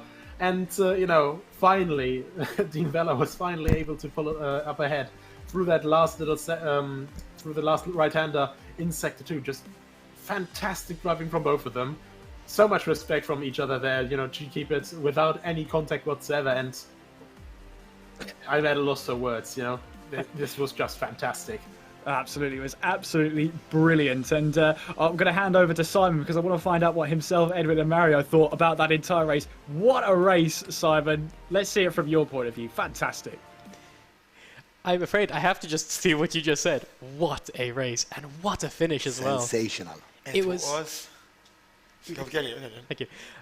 We talked about it during the race, you know, this tension building, these top 4 drivers in the championship, all needing to improve, needing that extra set of points. And we had to wait right until the final lap to get it. Dean Vella making a very aggressive, very well-calculated, though, move on Mikel Murcia. And like Kieran said, not at turn 1. Hello, Kieran. But yeah, it's such a good move. And then again, to keep it through, like I said, battling very cleanly, very respectfully around the backside of the track, and get an incredible P2. What a finish to the race. It was one of the most important overtakes that Dean Vella has ever made. It's massive for the championship as well. With Bernard Vella finishing in P5, this is going to have a very huge impact in the championship. Muscat, we all knew, only Mario knew that he was going to lead the race and possibly win, and he was right. Muscat did a fantastic race, finishing 5 seconds ahead of the whole pack, that was an incredible achievement. Considering a 30-lap race on a short track, 5 seconds, that's a huge gap. He simply mastered the whole race. Dean Vella, what can we say about that overtake? I think it was the overtake of this national championship. Yeah. No one has ever overtook another driver sensationally like Dean Vella did. It was epic, millimetrically perfect, simply a stunning overtake. You could tell what Muscat was going to do from his driving. But then watching the race, my eyes were all the time on Dean Vella because, and I felt, I was hitting you, I was going, because I was feeling what was feeling, sort of. He was studying the whole race. He was trying to find the perfect moves to get in, to overtake. And, well, he did try, but I knew that in the last, I just felt it. It was in my bones that in the last laps, exactly on the last lap, he was going to overtake, and he did. Yeah, we talk about like him studying Mercia, waiting for that perfect opportunity. I would argue that he never got that perfect opportunity, but he saw an opportunity, went for it, made some contact, but like not never unclean contact, never disrespectful, and he got the move done. So it's more. I think it was more a case of he knew time was running out. He knew he had to get this move done right then and there. Beautiful race. And I have to agree, absolutely beautiful. When he braked into turn 4, he was not sort of desperate to make the move done because he was really practicing that move in turn 4 and turn 1. For 15 minutes or half the race. The entire race. Half of the race. Definitely. It was... First half of the race, he was sussing him out. Exactly. The last half of the race was trying to get in. Exactly. He was trying and trying. He either tried having a good exit from the final corner, entering into the first corner better than him or else outbraking him. He just picked his moment right at the exact time and he was there. He picked it up. For sure. P2 for him. And let's not forget about how desperation would have affected. He knows that was the final lap, probably his last real overtaking opportunity, and he just took it. Must be so hard keeping cool. Definitely. Keeping it together for so long. Exactly. He took it brilliantly with no locking wheels, no bumping into each other. It was simply an epic overtake. But Muscat. I was about to say, we have to talk about... He just flew, yeah? Absolutely. Like, such a dominant drive. Obviously helped by Mercia and Dean Vella fighting. Even so, regardless, he kept his drive really clean. He kept it so well. In case you don't know, he has had some struggles on final laps. In his way all the time, Muscat. He has had some trouble, like, under pressure, but today there was absolutely none of it. He was incredibly sensational. It just shows that qualifying times don't tell the full story. Because he qualified in P2, but he had a perfect launch. His car jumped off the line, literally jumped off the line. While others had some wheel spin, he literally flew. When we saw the replay, in the end, it was exactly how you predicted. He knew that the start was crucial, and he took the opportunity and rose to the occasion, actually, because, yes, Dean Vella and Mercia were having a tussle for P2 and P3. But he still was there in P1, and he took the opportunity to fly away. Dean Vella was a help as well for Muscat. Exactly. A great help, because he kept Mercia back exactly. from attacking, and in terms of the championship, Bernard Vella's penalty is going to be the most crucial, because if he had 1 or 2 places further up the field, he probably would have run away with. Bernard Vella will go, I think, to rest, knowing that this race was disastrous for him. He was in P2, I think, when he entered the pits. That this race was a real disaster for Bernard Vella. That's going to have a huge impact on the championship. And that's the thing, one tiny mistake, just jumping the start ever so slightly, and he probably threw away what would have maybe been a podium finish. Exactly. But with Dean Vella's speed, it could not have been. It could have been a 4th, or if he made a mistake, a 5th. And again, I'm going to keep mentioning Dean Vella because he really was the entertainment of today's session. He was, wasn't he? For me, it was. That brilliant save. It was. We've seen it time and time again, once these cars snap, they're very, very difficult to control. Like we've seen spins up and down every race. He controlled it beautifully, and then he had the pace to get back up to Mercia, make the move. Incredible. I just couldn't stop myself. I was we were cheering. We were applauding Dean Vella for that overtake is going to be the overtake of the whole national championship. For the people who didn't have the luxury of seeing us throughout the entire race, there was some silent clapping and cheering. Now, Kieran and Nico, we'll jump back to you to get your final thoughts on the race. Thank you very much, Simon, and I couldn't agree more. Fantastic race, decided by a late lunge into a corner that's definitely turn one. Who said turn one being the best opportunity to overtake? Yeah, they don't know what they're talking about. Clearly it was turn 6, as Dean Vella showed us all. A move that could define a championship. Nico, is it fair to assess it like that? I mean, it definitely revitalized the fight another time. With my calculations, Jason Muscat would now be leading with 50 points, Bernard Vella in second with 48, then Mikael Mercia with 47 in third, and then we'd have Dean Vella in fourth place with 42 points, so getting a lot closer to the guys in front. And, you know, normally in motorsport, you know, you normally have your favorite drivers, but hell, how can you pick a favorite driver out of these guys? I love the entire bloody grid. Absolutely, and if someone were to tell you, Nico, that the championship leader would be the one whose first victory comes at the penultimate round of the championship, would you have called them crazy? Because that's exactly what's happened with Jason Muscat. I honestly, I thought Jason Muscat, if he was going to win, I thought he was going to pull something like Keke Rosberg did. I think he win his championship title with only one win, or like not even a win. That's right, fewest wins to win a Formula 1 World Championship with one win. That was it for Keke Rosberg, but it was the win that counted. And in this case, for Jason Muscat, it could be the win that matters, because it puts him in firm control heading into the final round, that hour-long race at Monza. And such a classic track, such an historic track, and a track that not many people fail to love. Monza is our place to crown our champion. Bring it on. Yeah, absolutely. The newest track that we've had added to R Factor 2, and well, the Temple of Speed definitely never disappoints when it comes to a spectacular race. Long straights, a lot of slipstreaming, and well, quite honestly, I think we're going to see quite a lot of very interesting moves there. We will indeed, and they don't call it the Temple of Speed for nothing, and I'm pretty sure there's going to be lots and lots of our, lots of low downforce going through there. But we can talk about Monza later, because I believe Davinia is with Mikael Mercia down in Malta in the studio. Hi, yes I am. I just got Mikael here after that race. How are you feeling now that it is over? Quite pressured, I think, today. P3 is still not bad, but I think I had the pace. I just overfueled the car today, and it was quite heavy to drive, so didn't have that much pace today. As a DJ, I have the perfect record for him today. Under pressure, pushing down on me. Because Dean was putting you under pressure, wasn't he? Yeah, true. I tried to defend. Wasn't you behind you all the time? Yeah, behind me all the time.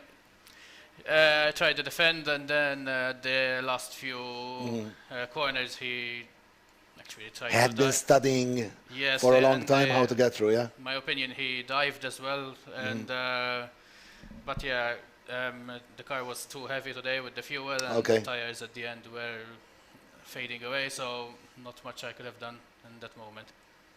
But still, a good race. Third place. Where does it put you, third race? I think it's still third in the championship now, and still within the chance to win it, so obviously need to focus and win the next one, so that's the goal now. How are you feeling for the last race next week? Are you having some preparations which are extra special now that we're ending this championships? A bit more training than usual.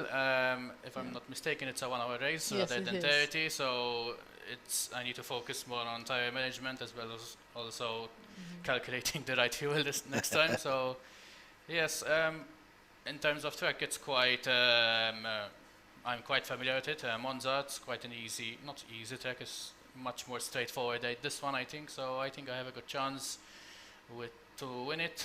Let's see what happens. I'm still amazed, Davinia, hearing him talk about fuel management and tire on sim racing. How would you say that this is close to the real thing?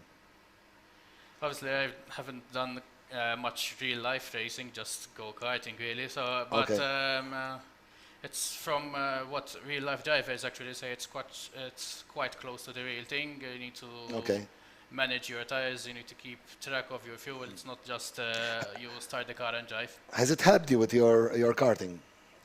Obviously, it's not something I do professionally, but yeah, I think if it's time to go and drive, I think it helps. You remember your maneuvers, your driving on a simulator, yeah? So it would help you. It helps in everything, even just when taking corners, when knowing the right line. So yeah, what turning into the simulator helps real life. So what's the first thing you're gonna do now? Back to training, really. So can't wait for next week. It's a track that I'm quite good at, I think. So I will try to plan it and plan how much fuel I have to give the tires, train, and see how much they wear. So and be prepared for the next one. Good luck. Thank you very much. Best of luck, Mikhail, for your training and good luck for the game. I will still talk to you right before, but good luck from Thank you very much. Back to Nico and Kieran. Thank you very much, Davidia. And yeah, third place there for Mikhail Mertia. And yeah, he said it was a dive in towards turn 6. Yeah, you could see it from that point of view as well, but it was a move that could define a championship going into it. And I think I kind of like Mikhail's answer. What are you going to do now? Well, get back onto the simulator and do some more training, put some hours in. And he's completely right, because the hour-long one is going to be the toughest challenge yet, because we've had the half-hour races first and foremost, where the drivers have had to manage the tyre wear and the fuel, but they now have to do that on an hour-long race, and that's going to be so difficult around Monza, which is a deceivingly harsh track on tyres. Yeah, absolutely. I mean, it's really difficult to tell you all about that, because you don't have a lot of corners, but the thing is, the corners that you do have, you know, heavy braking zone, hard on tires, heavy acceleration zone, hard on the rear tires. Then you have, you know, these low-speed corners where you have to get literally all of the grip out of it. And the two Lesmos, Parabolica, and Ascari, all corners that are just barely like starting to grip into aerodynamics properly. So you still demand a lot from the tires. So it's going to be really interesting. And well, coming back to what Mikhail Mertia said, you know, a dive, I'd say that was Olympic tower diving of a move. But absolutely fantastic. I mean, it was a point landing. Russian judge gives 9.5. That was absolutely perfect, that move, once again, and can't wait for the interview with Dean now. Yeah, I'm looking forward to that one especially, but could the race at Monza, and I'll open this up to you, Nico, because of what the racing we've seen so far, it looks like the tyres are getting close to being towards the canvas sort of type tyre wear, so is there the opportunity for pit stops? Would the drivers seriously consider a pit stop at Monza?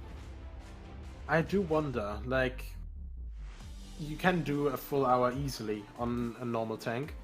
I think the main thing will be, you know, how you conserve your tires and, you know, obviously like how much you get along with the standard setup. So it'll really be a question of driving style. It'll be a question of, you know, how aggressive you want to start fighting with others. And yeah, it could be faster actually to maybe change tires if you are, you know, just finding that much more time completely abusing the tires. But you know, much like here with Loch, Drummond, it's a very fast front straight, and the pit stop and, you know, drive-through would cost all the more time. So, really difficult to answer. Well, I guess we'll only have to find out next week. Let's head back to Malta with the video. Who's with Dean Vella? Hi, thank you. So in P2 and now in position number 4 throughout all the race is Dean Vella. Hi, Dean. How are you? Well, not bad after the race, really. I mean, was a bit disappointed at the start, but at the end, I guess I was quite happy with the result. So. What were your strengths going into this race today? Well, I think overall, in terms of pace, I felt quite quick even before the race started. But I think I had good quality pace, but I failed to kind of get the optimal lap together throughout the session. So in terms of quality pace, I should have been in theory much more faster. Dean, Muscat won, but I feel like you were the star of the race. We all do. because you spent a long time studying, I feel, studying more or less, yeah. Mercia in front of you, and then the last half of the race, you spent it trying to get through. And you more or less summed it up, really. Majority of the, let's say, half of the first part of the race, spent it trying to see, like, you know, what he's doing, kind of in terms Studying. of how he's taking racing lines and stuff. And then at the end, I just tried my best to just, you know, get it over with and try to get the spot. it was really at the end, but I had it in my bones. I felt it in my bones that at one point, at the very last laps, you were going to get through. And you made my day. This race was really great. It was really worth it staying and watching. And so I enjoyed it so much, Davinia. I mean, yes, he's very been great. exciting race. I mean, as you do always, you try your best and then you see what position you end up in. Are you excited for the final round? Yeah, definitely. I mean, it's Monza, so everyone likes Monza. But I think in terms of championship standings for myself, the best I can get, really, I think at this point is P3 maybe, and maybe P2 with some kind of miracle or something. But yeah, still excited either way to just try and see if I can win one last round. So. And are you going to do some special preparations? Maybe we already asked Mikhail this. Same old, really. Same Just try to old, practice and focus when I'm on the maybe the amount of hours will increase. A bit more, maybe. Yeah. How much time do you spend, like? I mean, I try to at least do an hour a day, just to get an hour a day, more or less, and that gets me up to speed. You will have 1 hour. Next race, you will have 1 hour. Exactly. Race, so might jump from 2 hours a day, maybe if I depends on the schedule. And you have your own simulator at home exactly, and everything. Well, from me, good luck and enjoy it. Thank you. Thank you. Thanks. So Dean Vella, their second place in that race, brings him firmly into that championship battle, although he will be going in there as the rank outsider, 8 points off the top of the standings right now. But you got to be in it to win it, and he's definitely in it. Absolutely he is. And quite honestly, I think the front fight, it will be even closer now. I mean, we started this round with the top 3 separated by 4 points. Now it's the top 3 separated by 3 points. And of course, Dean Vella also closing quite a few points to the championship leader. So anything is possible at this point, I think. Anything is possible, and we were having a chat there between myself, Nico, and Nathan Mifsud, who's running the scenes behind there, and he's just pointed out that although pit stops might be on the cards, they're not mandatory.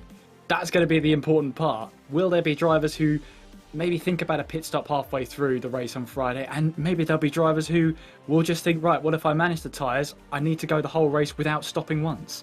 That is going to be an interesting element to add into Friday's finale.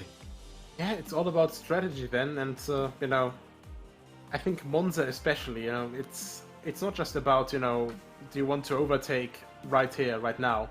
It's also about, you know, if you're just gonna hang back a little bit, maybe just enjoy the slipstream, maybe save a bit of fuel as well. You know, in that case, you can go a bit lighter, and well, just too many possibilities. I'm overthinking this already. Well, you're a racing driver. You would when it comes to fuel strategy and tyre strategy. So we will have to wait and see. But before we get into that too much, we're going to go back to Davinia, who's now with Jason Muscat. Yes, I'm here with Jason Muscat. He came P1 in this race and is first in the overall championship. How are you feeling now that you have won the race of today? I'm very happy. Finally, I managed to win a race, and also it gave me the lead in the championship. Yeah. I bet you would be happy. Yes, I'm very happy. Because you didn't just win and you didn't just drive, you flew. I mean, even though you had some help in terms of Mercia and Dean Vella fighting it out. Dean Vella, because Mercia as well had some weight problems as well, like he said, but he had Dean in his rear mirrors all the time, so that helped you stay quiet out there, leading far away, didn't it? Yes. How did it feel? After turn 1, it was just about keeping focused, make sure I don't make any mistakes. I kept pushing lap after lap to build the gap. As you mentioned, obviously the fact that Mercia took more fuel didn't help him. Also, Bernard unfortunately did a jump start as well, so that released a lot of pressure from me that after a few laps I had already built a gap. Left you calm enough to do what you have to do. Exactly. Some proper racing. I mean, because you got to keep it together, even if you're on the front. Yes, you cannot lose focus. You cannot, because you might spin, you might do a lot of things. Yes, one small mistake, the track is unforgiving, so if you touch the grass or... So, yeah. How does it feel now? I'm very happy, very happy. Good. Now that you're in P1 right now, do you think that you have it in the bag of winning the championship? No, it's still very, it's still very tight. I believe I'm 2 points ahead of Dean and 3 ahead of Mikhail, so it's quite not close Dean, sorry, between you. Bernard. But it's very close, so if I need to win next race to make sure of the championship. Finishing second and Bernard first means he still wins, so I need to keep pushing. Pressure. Celebrate tonight, but keep the big celebrations for Thank after. Good luck. Well done. We're very happy for you. Thank you very much. Thank you, Jason. Thank you. So just before closing, I would like to thank Mario for joining us tonight. It was a real pleasure meeting you and also sharing your life with us. I know that you have kids at home and you left them there to come and join us here in this motorsport world in eSim Racing. I hope you had fun as much as I did. I would also like to thank our commentators for today, Mario, before we had Edwin and Simon, and also Nico and Kieran. Finally, the sponsors, Enemed, CX3 Gaming Malta, Vibe, and also the Malta Motorsport Federation. Thank you. Thank you very much, Davidia, and great to hear from our race winner there, Jason Muscat, and also pointing out a very, very important point that even a second place on Friday may not be enough, because if Bernard Vella then goes on to win the race, well, he'll win the championship on countback, and that's the sign of a racing driver who's already looking forward to the next round and already seeing the championship permutations revealed in front of him. Yeah, not quite a relaxing job, is it? Always new things to worry about. And, of course, for all 3 of them, well, not even all 3 of them, for all 9 of them, it's all about, training, and getting used to the new track as much as possible before, next weekend comes around. And it will come around quicker with the championship finale happening next week on Friday, the 10th of September. Write it down, mark it in your diary, set a reminder in your phone if you need to.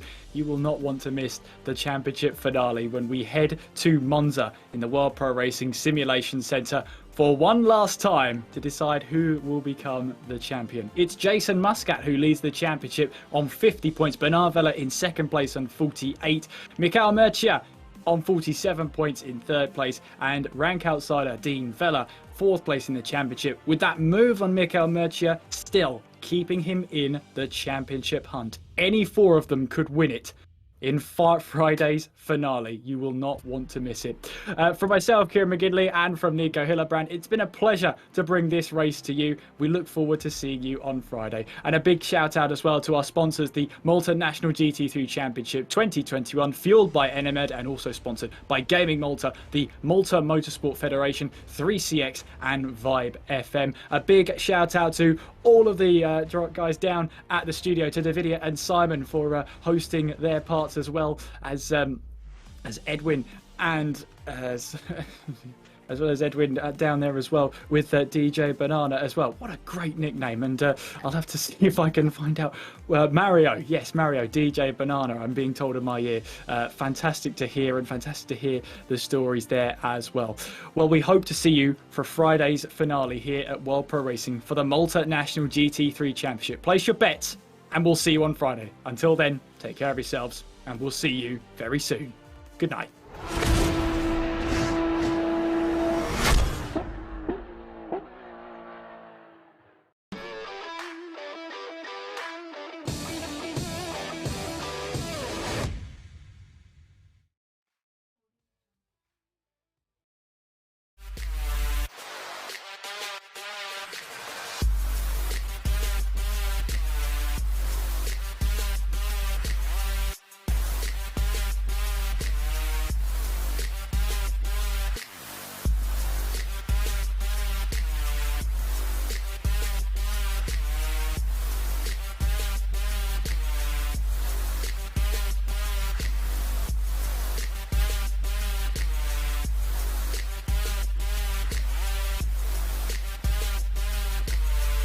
World Pro Racing, where sim racing becomes real.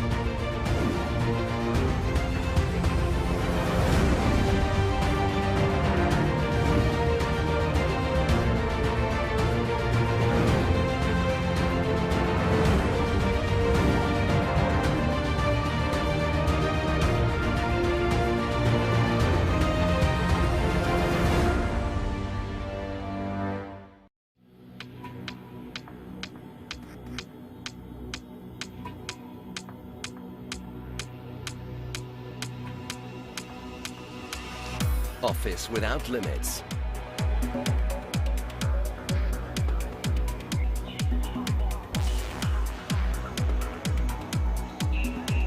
Slash your telco costs.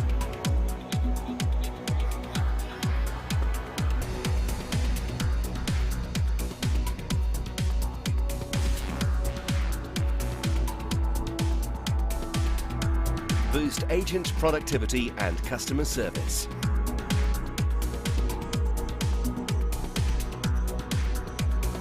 Web conferencing for all.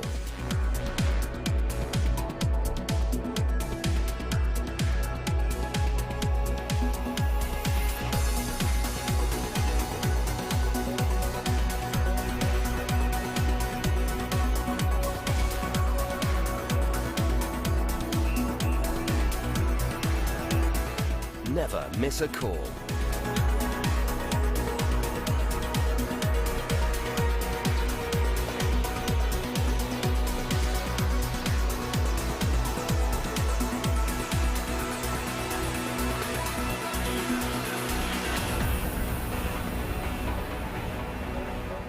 .3CX, everywhere you go, on premise or in the cloud.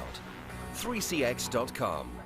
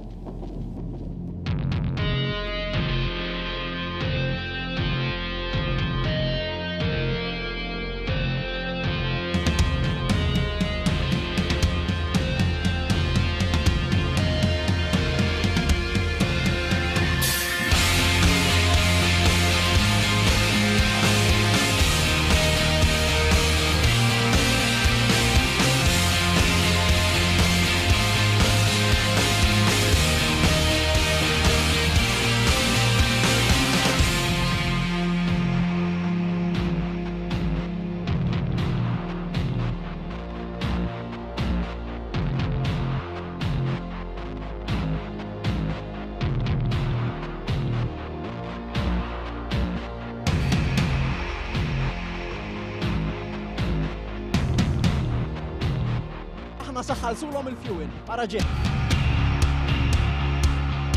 Wara ftit ġranet kellna rebbieħ ieħor fil-logħba tagħna kontra 30 sekonda bil-maqlub.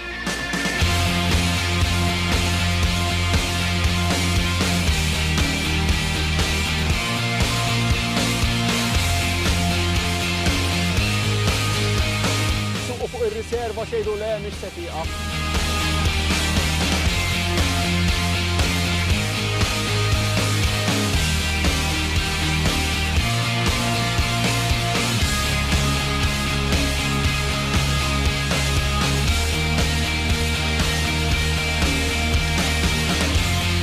Il-ġimgħa d-dieħla nkunu fuq pompa tal-Enemed oħra nagħtu xi ħaġa oħra.